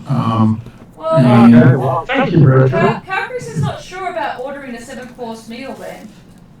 No, Bradshaw ordering 7 course for himself, and if you've got any extras, he's happy for it. Okay. Whatever people want, he'll go through the menu and whatever he wants what, and if they don't want a lot of big stuff, I'll grab the small stuff for them. I will also be getting for Bradshaw because he hasn't had any good alcohol for a while. He'll get the top mead and the dwarfen mushroom spirits, okay, as extras. So Calcriss doesn't drink, but she's interested in the killer bee honey because it's honey. Killer bee honey mead was attracting me as well. But she doesn't kind of really want any alcohol. Did you want me to? I can get it, and you can have a sip, and I have the rest. I offer Calcriss. So. Yeah, that works. Okay, so the blast from the past thing, this map again. What was that? The blast from the past. Seeing the menu. It is very much reminding yourself of all the things you've done there. Yeah. So yes, I'll always want one strength wise as well. Offer a little bit for a little. And see if I can get a little thing for the mead for Calcrix, for Killer Bee mead, and then So if you look at the camera, this is the version I am running.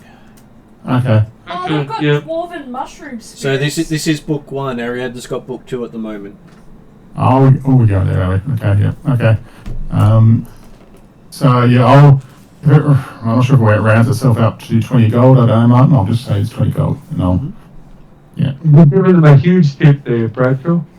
Bradshaw was quite loaded, but you guys don't know about that yet, just yet. So. I just think you're generous. That's all. Does that mean if Calcrix wants to offer drinks for the house, Bradshaw's going to end up paying for it? Technically, you already has. Bradshaw's got to pay for the CEO or the guards. So if you offer other people drinks, then Bradshaw will cover you just in case. So. But she's happy to let people know that she's friendly and that's okay. I'm happy to do that, and I'll have to cover you. Okay. But was Zal ordering anything? I'll probably get some food.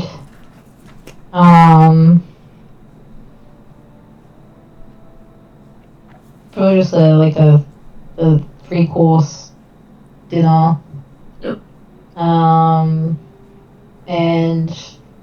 he doesn't drink, so he'll just have water, or if he gets given a drink, he'll use his sippy cup. I was gonna say, you've got to have at least a taste of the Killer Bee honeymead. Like, just to know what it tastes like. You don't have to, like... She can with the mug and not be alcoholic. Oh, okay, really? Yeah. Or can I drink my honeybee thingy from your mug too? I don't want the alcohol, I just want a taste. It's okay, you can. It's okay, I've got you covered. Yeah, that's fine. And if you want, I can probably find you another sippy cup. Yeah. Yeah, Cameron's probably could do with a sippy cup. I'm being a generous Bradshaw tonight. Thank you, Bradshaw. Yes, thank you very much, Bradshaw. And Calcrick Yeah. says it like an obedient 10-year-old has learnt to say please and thank you to their elders and stuff, to be polite. She's And like, I'll "Thank mention you." that if the party look out for this person we're looking for, and I'll have a chat to the guards when they're coming. Okay, so the guards come in with Razzle, who sits down next to Bradshaw, and he gives Bradshaw a bit of a glare. A glare? Yeah. Why? Because Bradshaw left his goat with the stable boy. Oh. Oh. Naughty Bradshaw. Oh. You want to go check on your goat? Let me buy some drinks for our nice guard friends first, and I'll briefly have something. Bradshaw's handed a hand.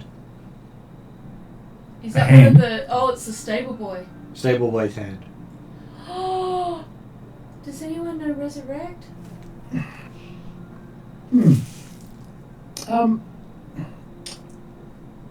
I'll look at Zal and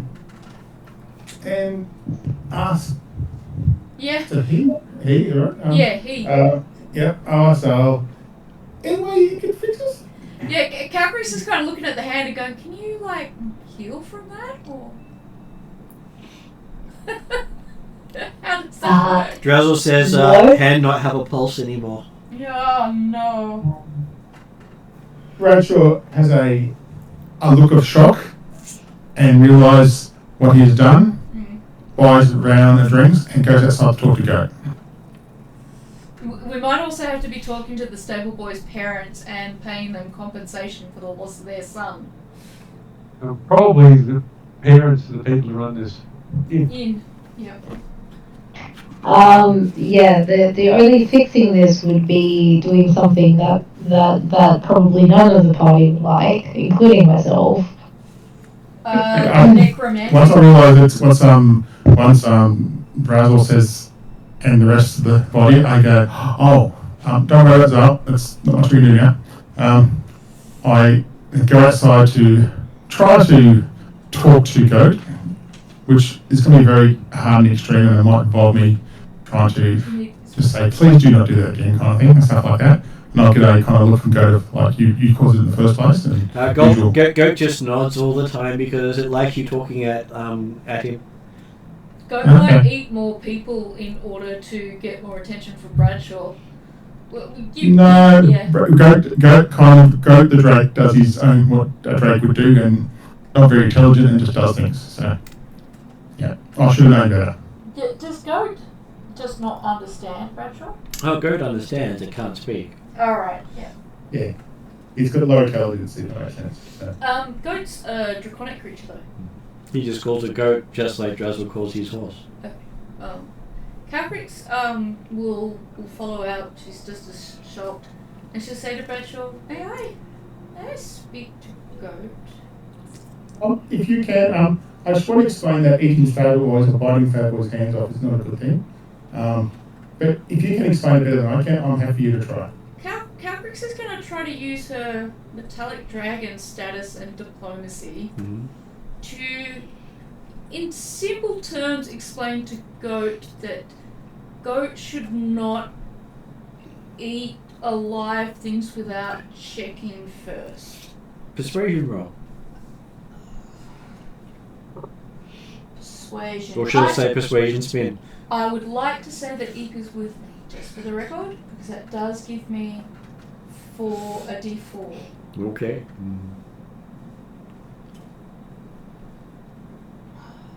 Was no. Oh, that's not too bad. Okay, so I'll bet a couple of stars. Okay. persuasion. Yes, persuasion is charisma, so that's plus 11. So that's 24. Oh no, D4 other side. 4, so 28. 28. Goat is suitably cowed. Well, we don't want him to be like cowed. We just Well, want if him he's not cowed, he's not going to pay attention. Okay, cowed is fine then. We just don't want him to eat sentient beings by accident. I can understand him taking out a sheep or a cow, but if that sheep or a cow is owned by someone has to pay for that sheep or cow. And talking sentient beings is a definite check with your owner first deal, or at least check with Calcrix first. I'm going to regret this later.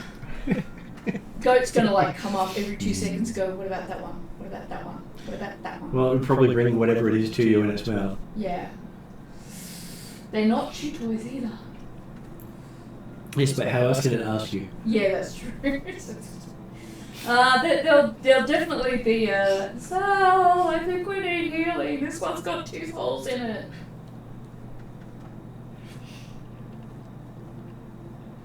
See, healing I can do. Yeah. Resurrection, not quite so much in the way people want. Well, Right now? not with just a hand. At least 2 holes are fixable. Yeah, and not with just a hand, yeah. And apparently the hand is all that's remaining. Oh dear.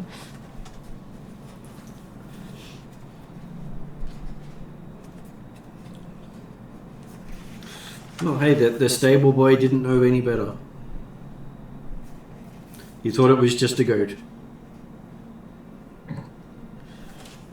Really tried to pat it, didn't he? At least it actually looks menacing enough that people don't just, stick their hand out for him. Most of the time.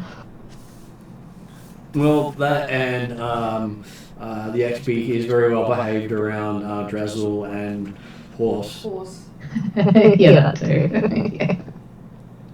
Yeah. You're So not sure, he has gotten the odd lecture from me as well. you're not sure if he's afraid of Drazzle or not. He just won't misbehave around him.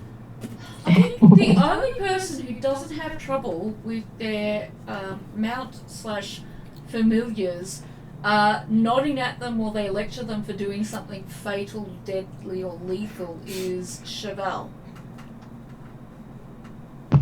Hi. And maybe Audrey. No, it's only because we've given his mount, basically like asbestos boots, so he doesn't set the countryside on fire when we're riding along. Does Aqua actually ever misbehave? Occasionally. Okay. Hasn't happened for a while though, so just saying. Okay. So Martin, am I right in assuming that everyone in this tavern is speaking Alsatian? I can't understand them. They are having heated discussions in very thick accents. Okay. I'll cast tongue, and so I have some idea what's going on around me. I was going to say, once I come back inside, I can translate some things for you. And you do hear them talking about having to move the earth out from the roots of the tree so they could actually pull it down. And which tree they're talking about? Is there a big tree in the centre of the village or something? There's not a big tree in the centre of the village, but the lumberjacks seem to make sure they get the entire stump out when they're removing a tree. Okay. I know Because nothing they're about sentient cutting trees. What was that, Em? I asked, is it because they were sentient trees? Sorry, I think I talked over you there.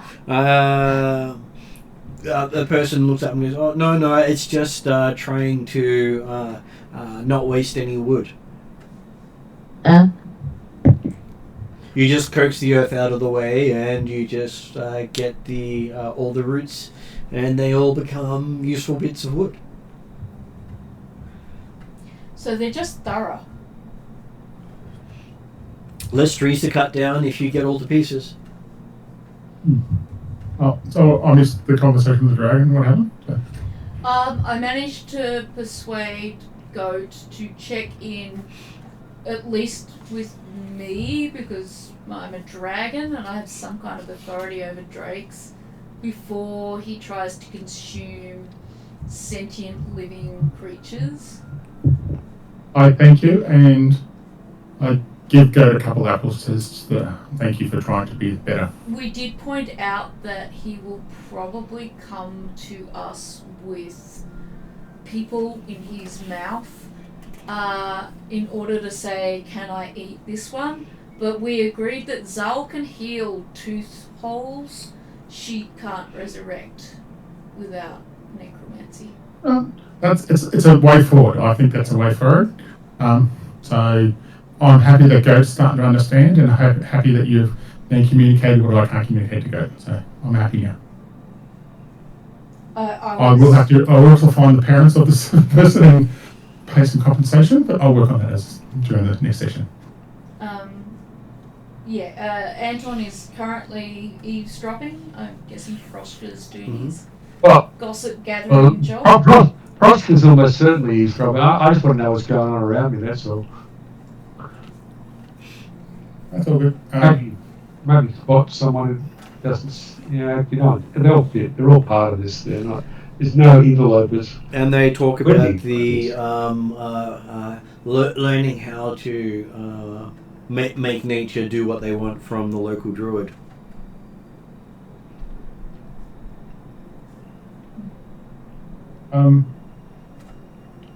If I overlook everyone in the inn, do I see any sort of blacksmithing person at all? Hard to tell. You would expect blacksmithing people to be extremely muscly. Okay, cool. That's right. And most of the commoners here look to be more less muscly than you expect. Calcrix will listen in a little bit on the druid conversation. Well, it seems that nearly everyone in the village has the ability to manipulate earth in some manner. I gave them that. But do they say anything more about the local druid? They're good, they're helpful, they've been here a while, they're new. Some people are looking forward to when they can learn to master another element. So they're learning their earth stuff from the druid. Okay. Being a Circle of the Earth person, would I know much about this stuff at all, or I'm not trying to find out that yet? What was that? Are they? Do you think they? So because I've got a Circle of the Earth kind of training I've done in the past for my background kind of thing. Would I have any knowledge of how they've learned what they've had to do, or is that I'm too junior and that kind of stuff at the moment? Well, you never really learned how to move it in general. It's something you'd heard that specialists in the field did. Okay. If that's okay, I'm going to head up to the bar and just order some expensive stuff. And I say, so what's with I said, I'm new to this area, as you probably noticed. What's with the castle, the broken castle up there? Was it an old castle that was fully good at one stage? Or? Oh, the castle there had bad people. Bad things happened to them. So we're looking to remodel and rebuild. Oh, is there something that we could help with you at all? Is there something that... You want work? We could probably give you work. Anything there that's still causing you issue that we can help out with. As you can see, we've got a good mix of people I point to my table. So are you all craftsmen? So what's that? Are you all craftsmen? Are you all good at working with stone, the earth? I'm a little bit. I'm a little bit that way, but I said we're more kind of a adventuring kind of group. If that makes sense. So yeah. Oh, you're those that don't like to settle down places. Yeah, I mean, well, as I said, I'm a fair way away from where I was born, so, but I just thought I'd help out, and you seem to have a lovely town here, so I thought I'd just offer my services if needed. Well, I'm sure we could work something out. We do have another cell sort upstairs. I'm sure he would also be able to help you find work. Oh, Well, we do want to does he talk come to down later, or you. he lives up there, does he? Or? Oh, he will probably be down later after people have had most of their food. He's seen good Okay. drinking. Well, thank you very much for your pleasant service and your is that your daughters? I wasn't certain about that. I'm trying to work Yes, it out. most of the serving lasses here work for me. Yeah. Yep. Well, thank you very much, and thank you for this extra meal. I'm quite thirsty. It's been a while. I haven't had such nice alcohol for a while, so thank you very much. Well, it is Thank you. being made by the dwarven people of this land. Oh. We're at least one of the provinces of this land. Everyone sort of calls Alphatia the entire of the empire, but there are so many facets of the place. Oh, thank you. And I'll head back to the table and just give a better update what the person looking for in the end is upstairs coming later. So, yeah. Caprix wants to do a general perception check to see if she doesn't expect to see anything here, but she's thinking about that secret tunnel. And she probably thinks she's going to need to use true seeing later when it's not too obvious. But she just want to do a general perception check to see what she can not just tell about the room, but about the people that are here, I guess. Okay. And she's gonna make use of Eep's trusty companionship. Ooh, 19. So that'll be a 11. So that makes 29, 30 plus a d4 to 32. Okay, looking around, you can see the fireplace, you can see private rooms, some stairs up. You can see that there is a back room for the kitchens, which seems to have a set of stairs there as well. But you'd expect that there would be a secret area in the basement, not in the first floor. Yeah. So there's 2 sets of stairs going up. Mm-hmm. Are there any stairs going down? Yes, in the kitchen area. Okay.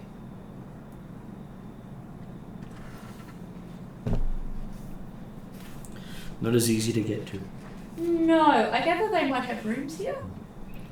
Yes, they do have rooms. One of the serving women says her name's Lenia. Oh, okay, so Lenia. Says, you're looking for rooms? We have a few rooms for rent. We would indeed like rooms. We don't mind sharing a couple, depending on what rooms you've got available. Well, we have a private suite for someone as suitable as yourself. You know, all the frills. It also comes with breakfast, either served there or down here. Well, I like the idea of private rooms. And it has a nice large feather bed. Feathers. She's thinking pillow fight, but she's going to keep that to herself. That goes for 5 gold per night. 5 gold. Yep. But if that's not really your thing, we do have... Oh, no, that's my thing, but I have...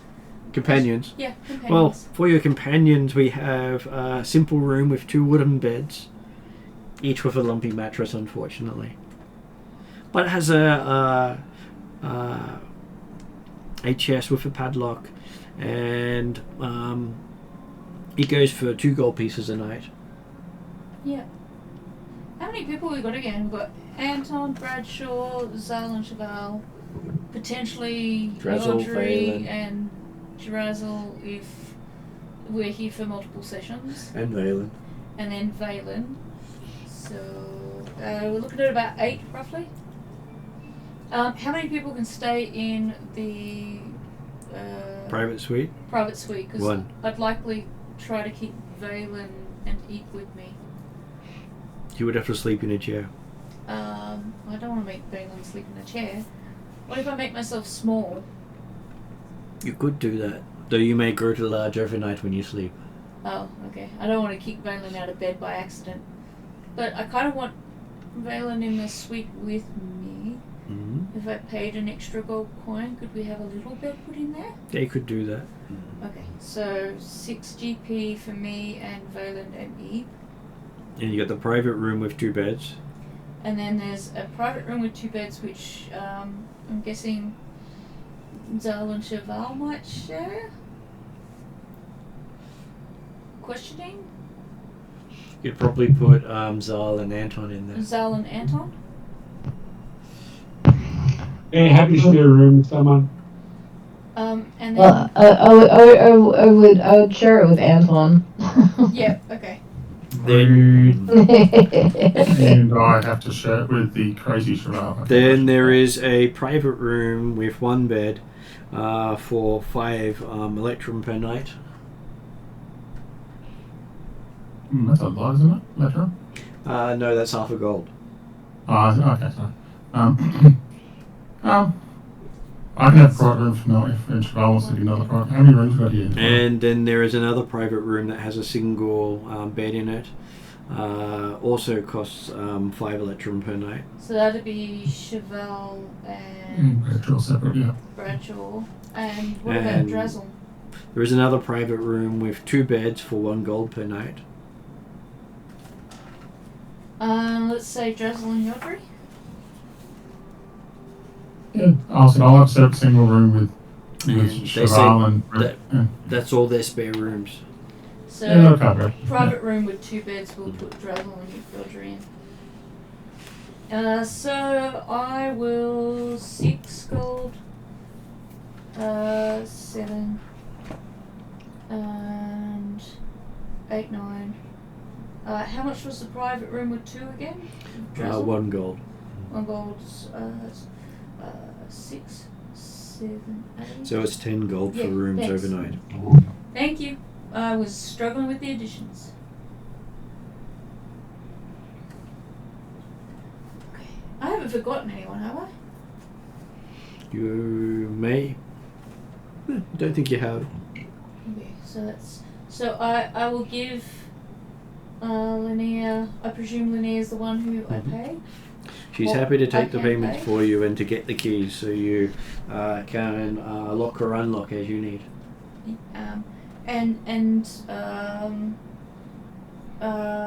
Does stapling cost any money? Oh, if you're staying there, happy to have that pay for the stabling. Okay.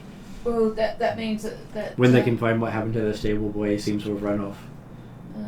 I believe Bradshaw may need to talk to you about that. Oh, okay. Has he hired him for a job or something? He's such a good boy. He does everything he's asked for. Yeah, he seemed like a good lad. Like? Well, I only saw him for a moment. Okay. I'll go check with Bradshaw. Which one's he again? Is he the winged one or the He's the helpful dwarf at the bar. Oh, okay. Well, mostly helpful. So, how do you address a dwarf? Usually just by sir, I presume, like you would address all your other customers. Oh, okay. Depends. How do you address your other customers? I usually use their name. Well, his name's Bradshaw. Okay. So she goes over and goes, "Hey, Bradshaw." Hi, we haven't met, have we? No, you probably met my sister. I saw you got an order from her. But I've got told to go to you and ask her what happened to the stable boy. Had you hired him for some work? Oh, I just asked him to take my goat out to the stables, that's all. He's So- extremely helpful. We all love him dearly here. He's like a member of the family. Inside, I feel so gutted right now. He's just you got him working for you for the moment, do you? Because we haven't seen him since. Oh, when I walked into the establishment, I gave him some money to put my goat into the stables. Honestly, that's the last I saw. So sorry about that. Sorry, I don't know the exact location right now. I do apologise. Is it honestly the last you saw of him? Don't drop me in this one. I'm going to make it a deception check. Cax isn't at the bar, she's at her table, trying to eat her dinner, even though she knows this poor boy has died, and even though she's done what she can to stop any more poor innocent people from dying, and is also hoping that Chocobo would be just as easy to persuade not to murder people. But all of this stuff is her private thoughts. Well, Chocobo hasn't killed anyone recently. No, he hasn't. She's trying to... Still waiting on Bradshaw's deception check. I'm giving Bradshaw a chance to roll dice. Okay. That's what I have to mention because I don't think he picked up a dice. Here we go. 24. And she goes, "Oh, that's so great that you're looking out for him. Let him know when you can to come back because his mom's waiting on him to bring the medicine home." Oh, you can't pull that card again, man. Yeah, that's. I think you're pulling too many cards of the breaking the poor dwarf's heart here. Bradshaw does feel absolutely terrible right now. I'm just letting you know. He will be dreaming himself into a pass-out state now. I'm I was guessing gonna say that... we're getting a sense of data vu from Pathfinder over here. I believe the GM is trying to convince the player to get his character to fess up. Or at least somehow be accountable. Yeah. Well, I know what he's trying to do to fess up. Bradshaw feels that he needs to drink himself some mission, and in the morning he'll fess up that he did see what happened. Or he went outside to check on his goat that's going to happen. So Bradshaw's not being quite rude right now, this tonight, but in the morning he might change his mind. Okay? Calbrix might get herself in trouble here. She can't let Mum go overnight wondering where her son is. So Calbrix might go out to the stables and discover that the stable boy has been harmed by one of the drakes, and then she's going to come in and say, "Oh no, I'm really sorry. I think the stable boy has been eaten by the goat. Hurt. I'm awfully sorry. I will go with you to break this sad news to his mother." Because my character cannot, in all good conscience. It's just that she's built that way. No, that's fair enough. Look, my character is in shock and does not do it right now, so that's my excuse. Okay? I'm just apologising for the fact that my character is written very much like Bahamut, really, which means if something unlawful's being done and she knows of it, she has to do something to make amends. And if she's aware of a sick mother who needs medicine, a person in need of help, she is literally unable to do nothing about it. She has to do something. I have no problem with you doing this. I just don't think Bradshaw is quite thank you, right now, and he feels like he's not writing doing something Calbrix up almost exactly like Bahamut. Did you consult Bahamut's things when you wrote Calbrix up? Jesus Christ, she's like an exact bloody imprint of him. Aside from she doesn't have 7 canaries. But the rest of the night, Bradshaw was slowly getting drunker and drunker, so cut up inside kind of thing. And Calbrix does find the ball of bones in the stable. So once I do those things, and once I have to go to the mother, I'm going to actually go up to Zal and go, Calbrix doesn't want to do this alone. Can you come with me?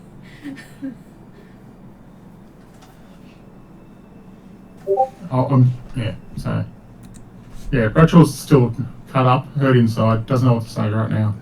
You know, teenager in shock. So. Well, look, Calbrix, she's not blaming you. She Yeah. So. So is M there? Did M pick up Did I pick up what? what Calcrix was saying?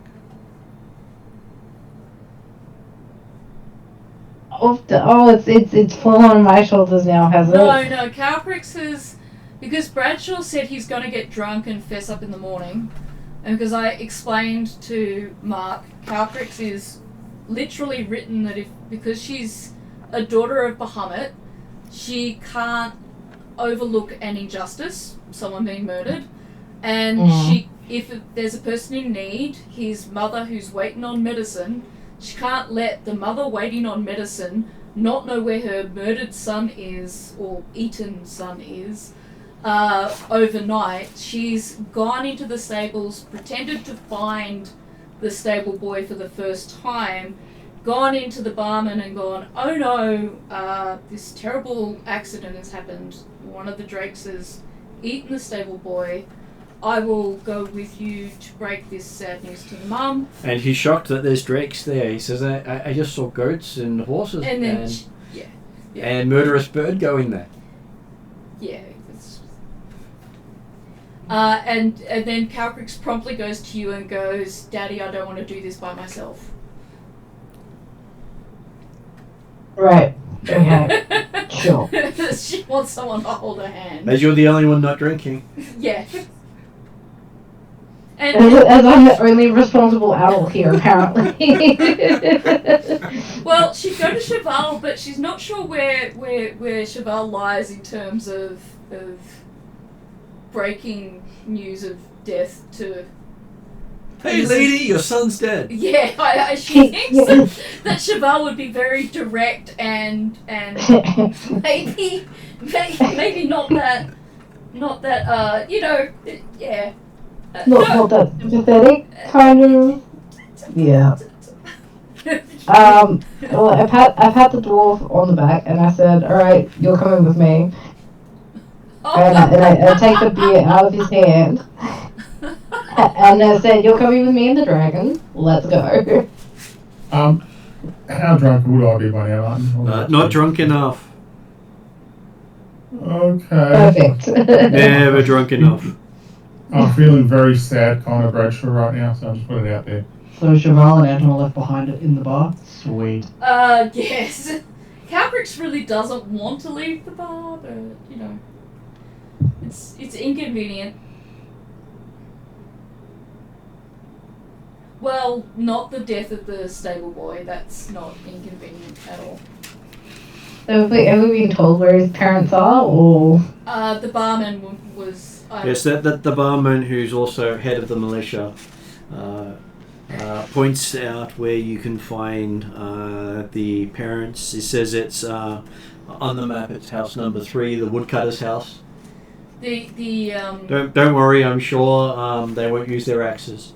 The GM went to great pains to say that the stable boy was like family to the barman, which is why Calcrix decided it's probably not a good idea to try and hide this death. Hey, you all looking me to say something, or? No. You're being dragged along at the moment, so... What house number was it, sorry, Martin? Number 3. I'm trying to... Oh, we'll cut it. Yep, there we go. Right by the river. Is that map in this book, the ribbon, or...? It should be at the very back. At the very back? Yep. Okay. Would be map number 3. Map number 3. Just getting through the index and things. Map 27. You've got quite a few maps to get through. Find out. May have gone too far. Yeah, I think we're... Should be the start of maps. Well, If that's it's in map there. 27. Dungeon map 25. Okay, I'm well- trying not to look at stuff that I'm not allowed to look It's at. very hard for me to get up and check. No, I'm just... It would be the start of the maps if there's maps. Yes, it might be. And it's- if you've gone into handout, you've gone too far. So it might not be in that book. It might not be in here then.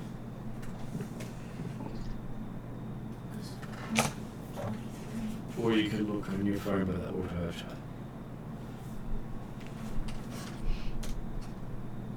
For volume 2, yeah.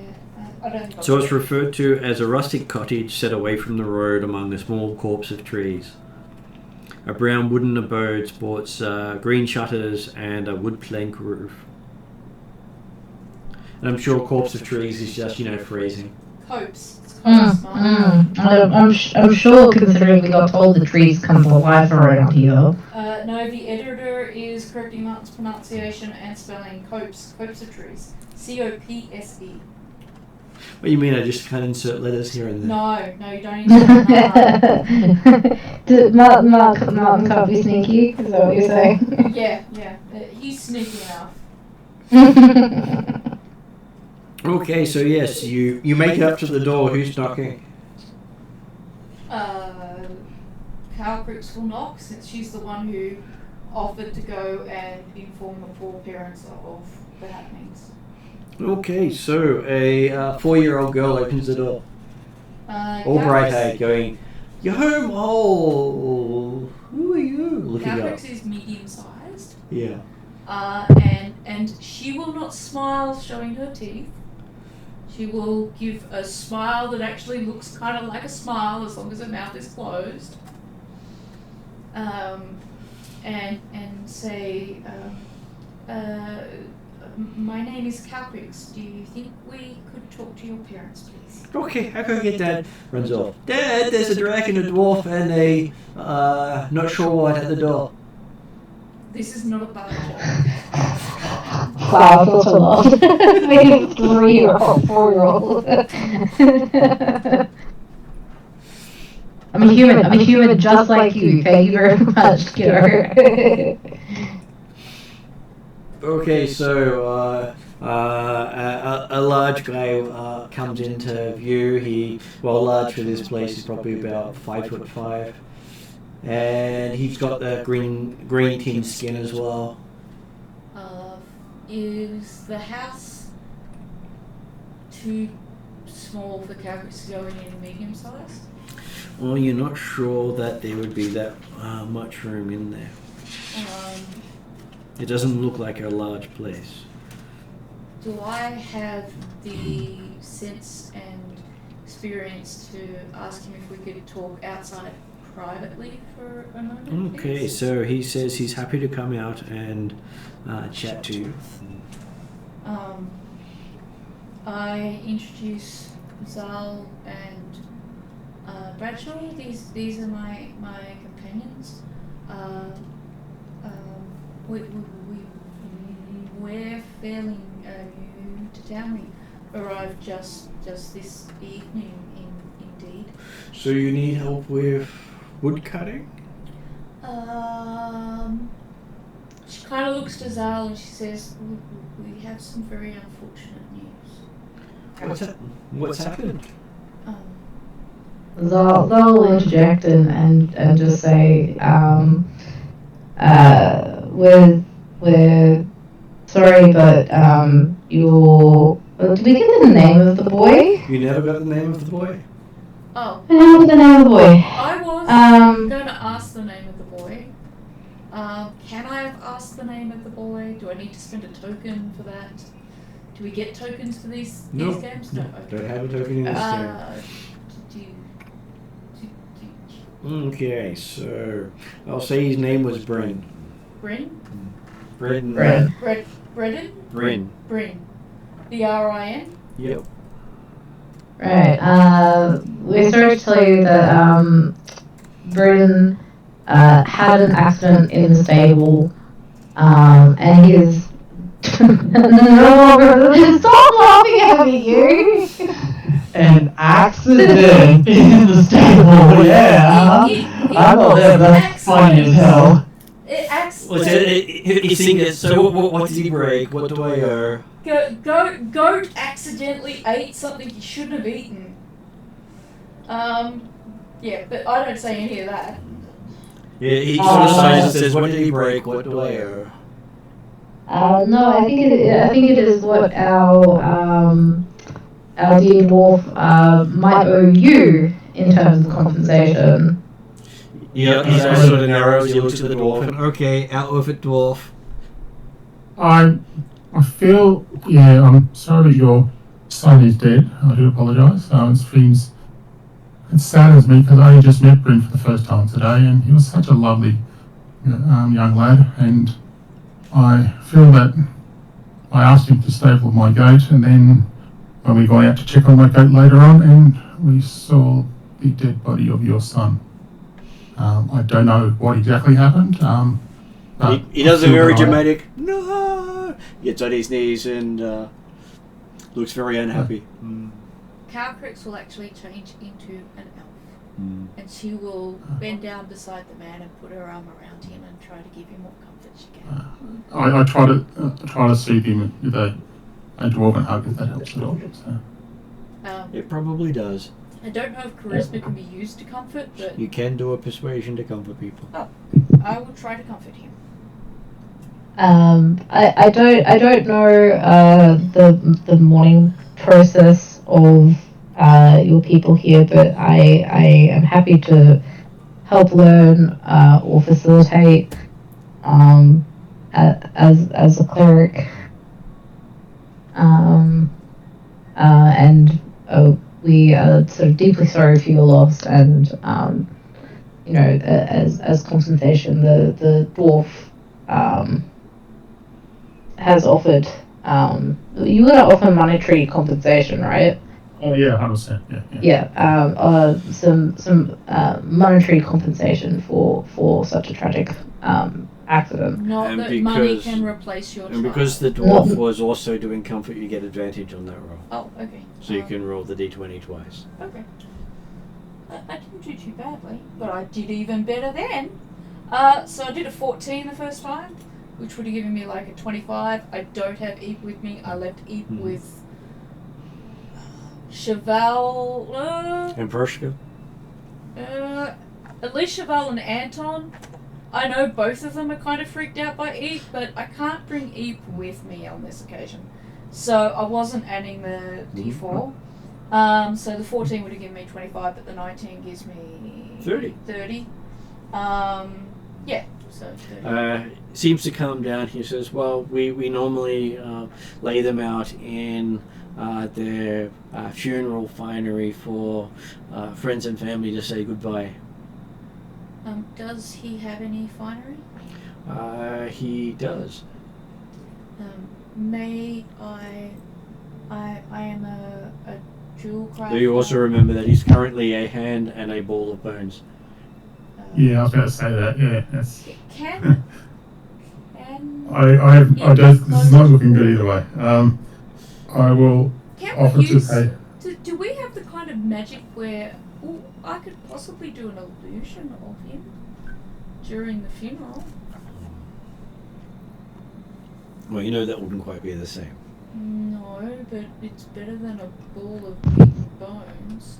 I think in terms of what would happen here, it would be like, what remains are covered over in like a grand cloth or something, and then like his clothes or grand possessions that are sort of I offer to pay for any sort of money made for the service.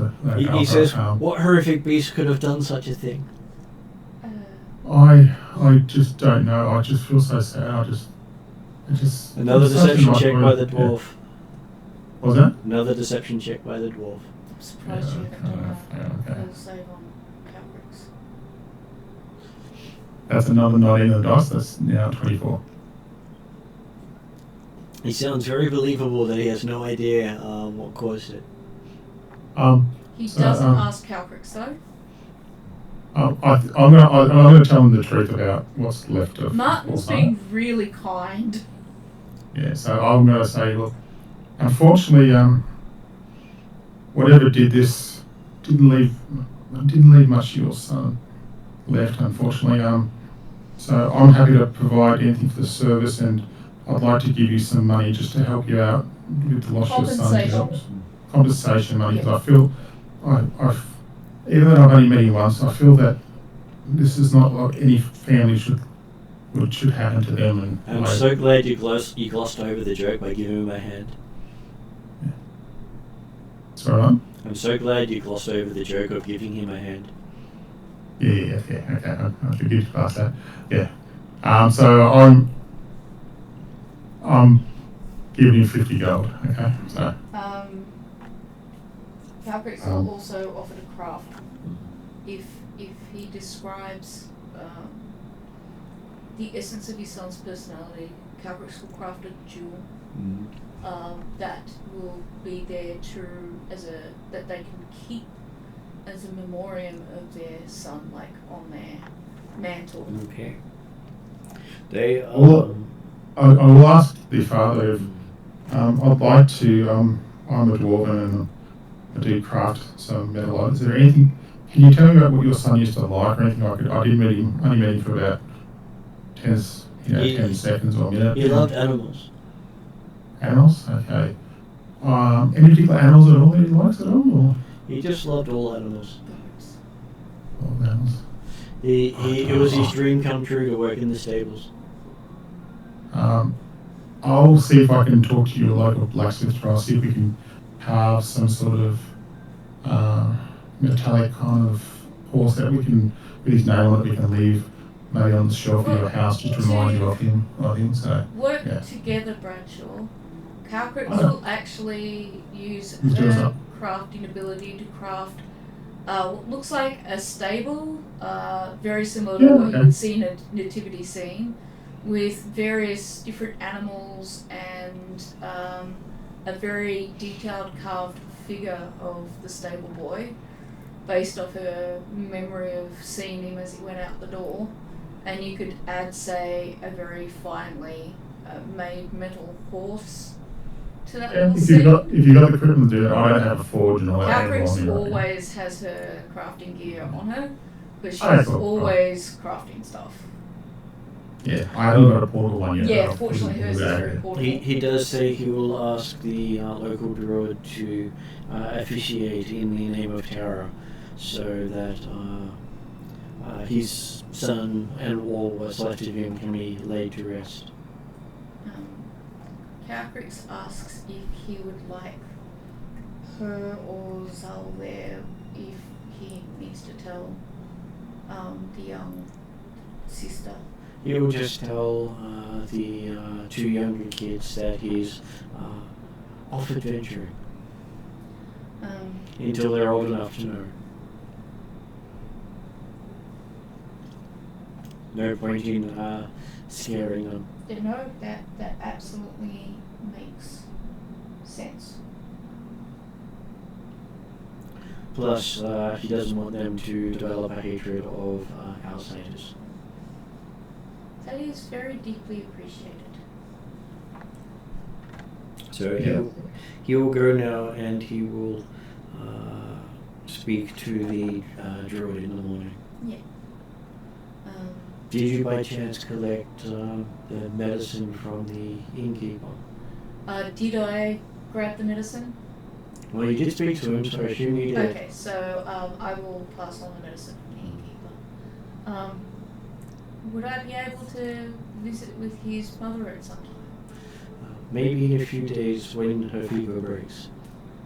I was thinking that our cleric here, Zal, might be able to help her. She's very distrustful of spellcasters. Given his comment before about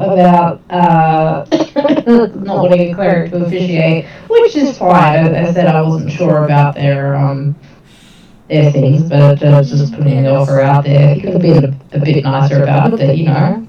Well, he didn't call you names. He just basically said he preferred to have the druid officiate. Yeah. That's fine. That's fine. I'll kind of if Calcrix starts asking that, I'll just sort of just be like, no, well, if they want me to look at her, that's fine, but that's on them to ask.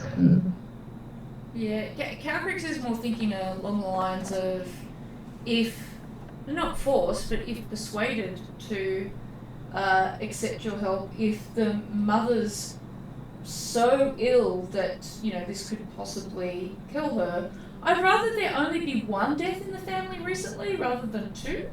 And if it's preventable, then, it's no harm trying to, not force, but lightly persuade him to, or her, to give it a chance.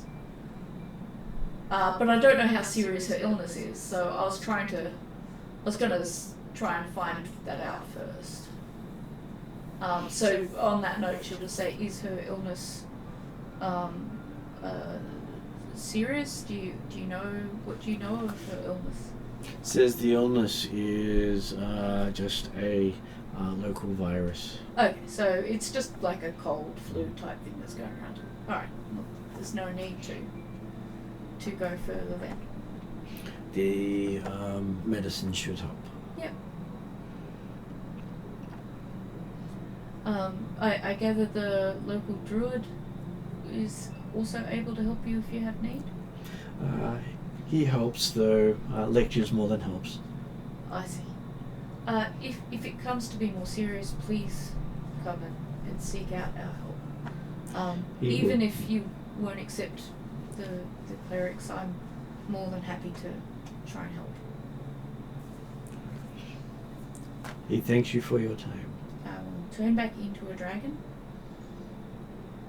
kind of reminding them that I'm a dragon, so, it's worth asking for help from dragons.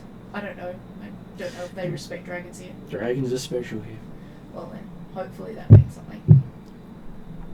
Okay, so he goes back into his house.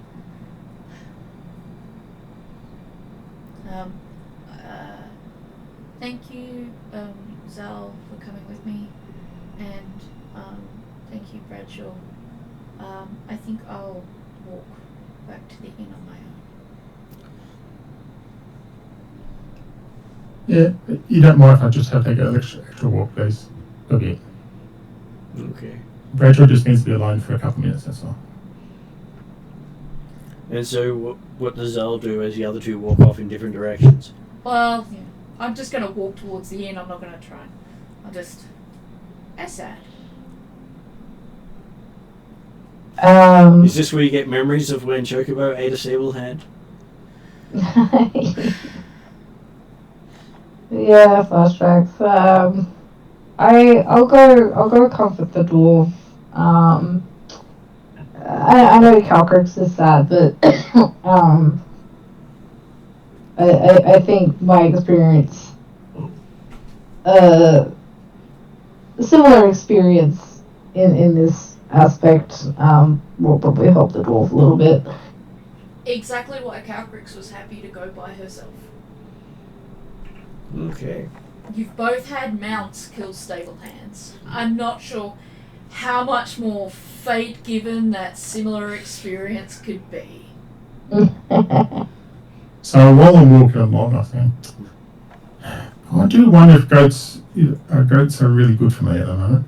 A lot of bad experience with goats, and it seems to get worse and worse. Is this how all our kind of mounts are going to be like that we have? Because I do wonder if goats and me do mix properly, because I don't think they do for some reason. Even I'm a dwarf and goats are supposedly our favourite mounts. It's, yeah. Do you know that goats drink? He does. Okay. Yeah.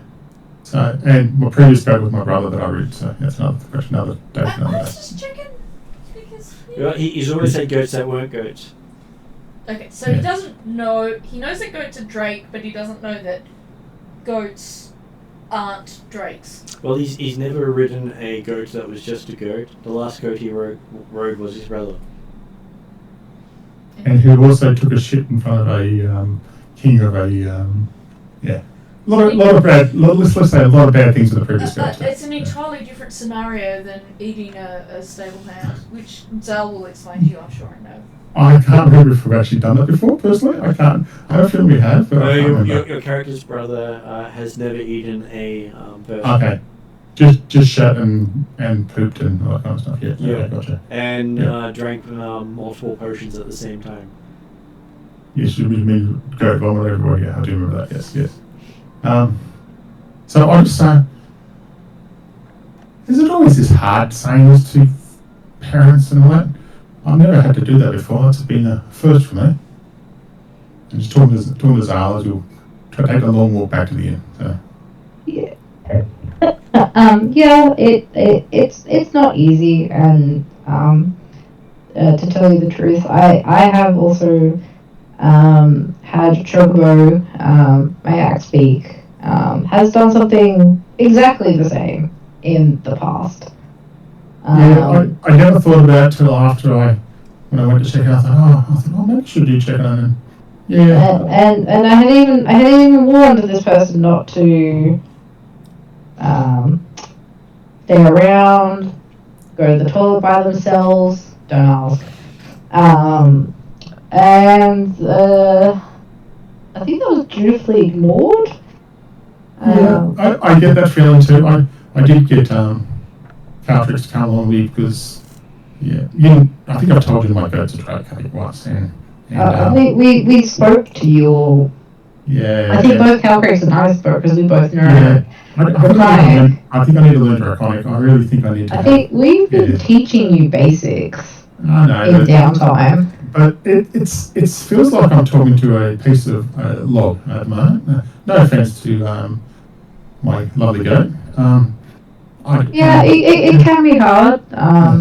Trust me, the amount of times I've had to repeat and cajole and incentivize Chocobo not to do exactly the same thing. See, when I was quite young, I said I used to have a lizard that I used to read it right around, and the lizard was perfect. Always did the right thing for me. Soon I've got these ghosts, and I just don't know. Is it wrong to hate ghosts? I'm just, being the dwarf and teenager, right? I'm just thinking stupid questions here. It's really an idea. Anyway. No, but the challenge is in overcoming. The tribulations that you go through. For example, Chocobo and my horse Artemis are often at ends to grab my attention, and so I've had to have a balancing act of giving them equal amounts of attentions, lest they get jealous of each other and act out to try and get my attention. I'm not sure whether rubbing the drake's belly is a good thing or not, but that's what I used to do with the other goat, but then I found out it was my brother. If you remember when we were talking with your mount and we've started to teach you basic Draconic, he likes it when you talk to him. He can't talk back, but he does understand you, even if you're speaking Dwarvish, I believe. And he just likes talking. And sometimes you need to repeat things more than once. I have to repeat things a lot with Chocobo because he's not the brightest feather in the stable, but we eventually get there somewhat. Yeah. But it's not easy, but it's part of life and part of having animals and mounts. And you probably also have learned that the responsibility of making sure your mount is stable first. Yeah, I'm going to try to change my process up now, and there might be a lot more talks to go to the stable. And I think you'll notice I often put my animals away rather than others handling them. Is precisely why I do that.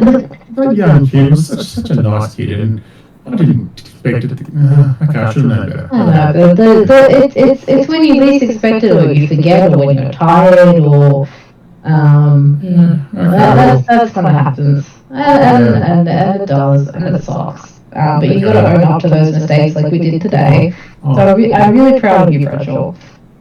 Aww, Bradshaw left. Okay, and touch on the shoulders. Let's go back in. I need to get drunk. So, yeah. Okay. I won't join you. But I will watch over you. Oh, keep an eye for that person looking for a door. He's probably going to come down soon if he's not back there already. Okay, so by the time you make it back, you see that there are a couple of interesting-looking people sitting down there, chatting with Anton. One of them, he looks mostly drunk, and the other one has scale mail on, and you can see a shield strapped to his back. Who are they? One of them, the mostly drunk one, called himself Elmo. Oh, okay. Doesn't want to be tickled though. And the other one is... When he giggles, it's so adorable. And the other one is named Zert. Okay. We heard of Zert in the rumours. Yeah, we did hear of that. Oh, I encourage them to talk about the area, what's going on, what's been happening. Well, Elmo keeps talking about how his brother did all these things for him, and he's off adventuring with people now. His brother. Okay. Yeah, brother Otis. Your big brother then. Big brother. He said he got me shiny dagger. He pulls out dagger that he uses to eat everything with. Is this Zert? This is No, Elmo. this is Elmo. Elmo. Okay. And he's a nice shiny dagger too. That's a great dagger that you got, Elmo. Yes, I'm everyone's friend. Is this a dagger that Bradshaw would know? Bradshaw does not recognize the dagger. Okay, cool. You know what I'm getting at. Okay, I know. Yeah. But I thought you'd like the statement that he calls himself everyone's friend. Yeah, that kind of triggered me. Okay, yeah. Well, I couldn't help it. And the other guy is basically saying he's here to help anyone who needs guards on their travels. Okay. You get much work, or is it very quiet around here?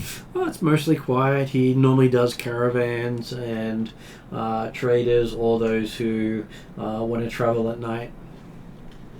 Yep. Which is why he waits until most people have started drinking before he comes down. More work that way. Yeah, smart move. Yes, I'd agree.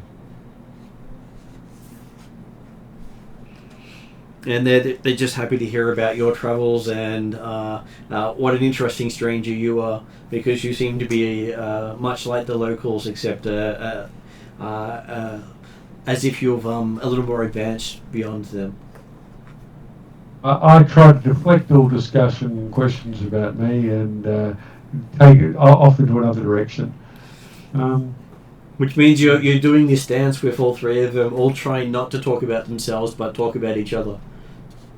Yeah, okay. All right, fine. Well, I'll change the subject. We hear there's a ruin out to the east of town. Do you know anything about it?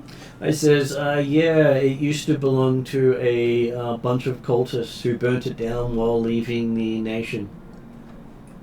Oh, okay. What sort of cultists? He's not quite sure. He came after they left. But they apparently were part of the Imperial Guard of some sort. Okay.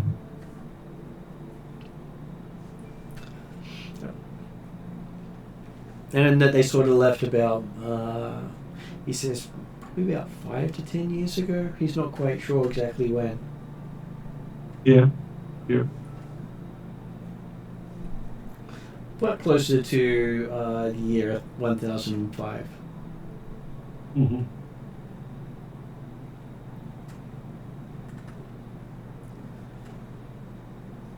I turn the discussion into nothings like I like the weed, yeah, things like that. Yes. You seem to be working quite well with them at deflecting conversation. Yep. Okay. Fine. By the time the others get back to the end, did they want to join the conversation? Well, is Cheval part of the conversation? Was Cheval's just overhearing everything at the moment. And I'm just scratching my head going, how can so many people talk about each other but not about themselves? Is this where all three of them turn to Cheval and go, we'd love to hear more about you? And I interrupt at the right moment just to save Cheval and to say, oh, all right, I'm back. Anyone want a drink? And I'll look at the new guys too. So. They were happy to buy you a drink. What would you like? Oh, I got a good idea here. What's the most drunken one? I'm going to go for that top mead, which is Melody? The Dwarven Mushroom Spirits? Let's go Dwarven Mushroom Spirits. I mean, I need to forget about what happened today. Evening kind of stuff, yeah. Okay, so they're more than happy to do that.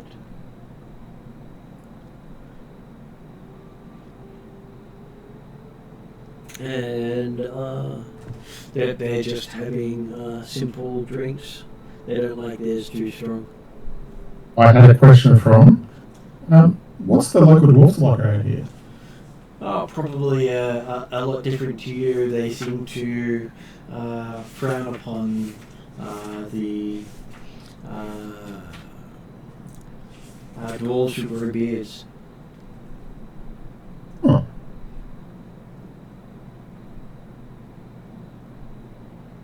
They like to be clean. They like to be clean shaven. Yes, that sounds wrong. Like in my head, I think. But have I ever heard of like non-bearded dwarves before? Is there a history you can think about that I've learned as my youth? Or You have not. It's not a common thing, mate. You've not heard of dwarves who even trim their beards. They will shave them, but not cut them. Can I ask where these dwarves live? They live in the city, or? Oh, they live in a mountainous range not far from the capital. Okay. They have their own little community. Do our families and gnomes with actually act like dwarves or not?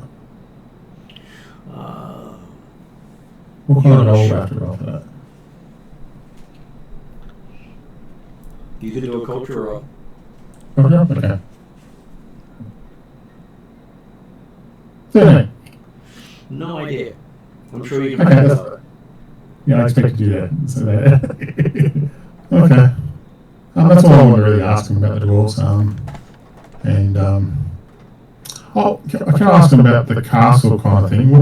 What was there previously? Do you know? Or what He says that was a local branch of a bunch of Imperial Elite Guardsmen. Oh. They decided to up and quit the Empire and burn the place down on their way out. Were they quite vicious to this town before? Or? Well, that was quite a few years back. Okay. He calculated it at about 7 years ago. So They're all, is they all gone, or is it just like an empty ruin now? well, we're trying to reclaim it and rebuild it so we can use the place. Okay. But just wondering why there's a guard tower over it. That's because it protects that's guard towers at the edge of the town and also stops looters. Okay. Does he say stop Is there a circle of druids in the town? From the ruined Or nearby or somewhere? Sorry, I've got two people talking. Go, Gary. Alright. I was saying, we did hear mention about druids. Is there a circle of druids or? Yes, there is a druid's grove in town. And what was Ariadna asking? I was asking, did he mention what they're stopping people from looting? Is it The ruins of the keep. just the castle keep thing, not the mall house? That was also mentioned? Well, that's part of the ruined keep. Okay, because it said there's a ruined mall house to the east in the fens, which were once a place of evil, but may have great treasures, but involve great peril, which seem to be different from the That was the castle. rumor. You're equating the rumor to what they said about the tower. It may or may not be the same place. Well, that's what I'm saying. Did they happen? They just say that about the keep. Yes, they they don't say that anything about the about keep. a Mall house. They don't talk about the Moy House.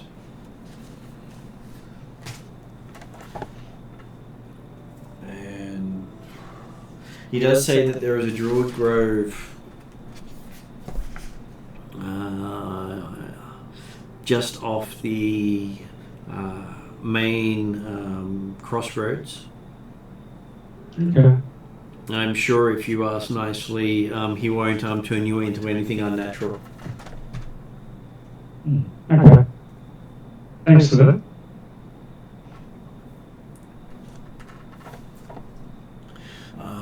As we are 10 to 11 at this stage, I was going to ask if you wanted to add anything before we finished up for the night.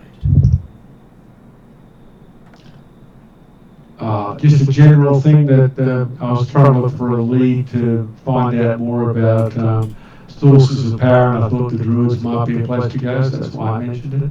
And I believe in the morning the next day you'll be able to catch up with all those people. Well, during the night I wanted to see if I could get down to the basement and have a look around. But I could do that next session, as long as it's not next session starting in the morning after, because obviously that will rob me of that opportunity. I will make a note. I think Zal and I would be sharing a room.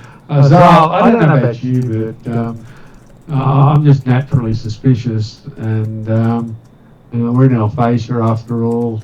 I don't know what sort of defensive magic you can put in the room while we're asleep. I haven't got much to help. I have an alarm I could set up if That you're that works. worried. Yeah, that's better than nothing. I can't do even that much, so that's probably not a bad idea. And Unfortunately, Proshka is not a very good watch. Watch. as you're watching, A watch dragon, no. Proshka's already snoring on Anton's shoulder.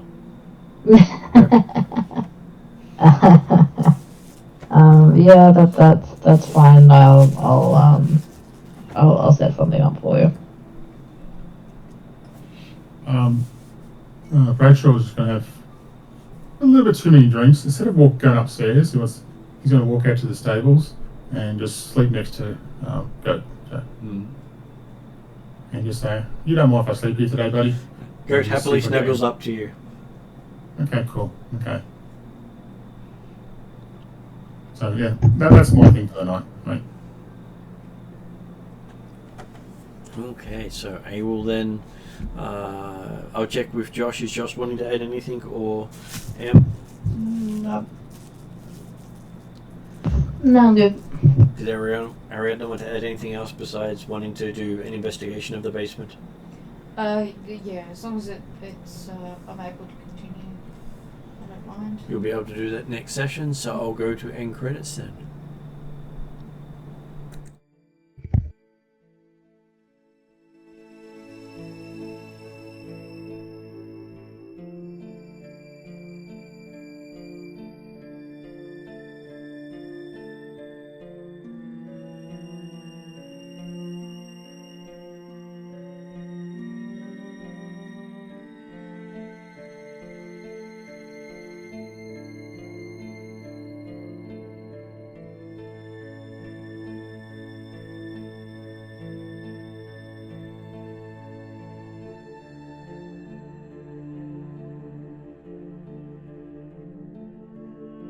Yeah.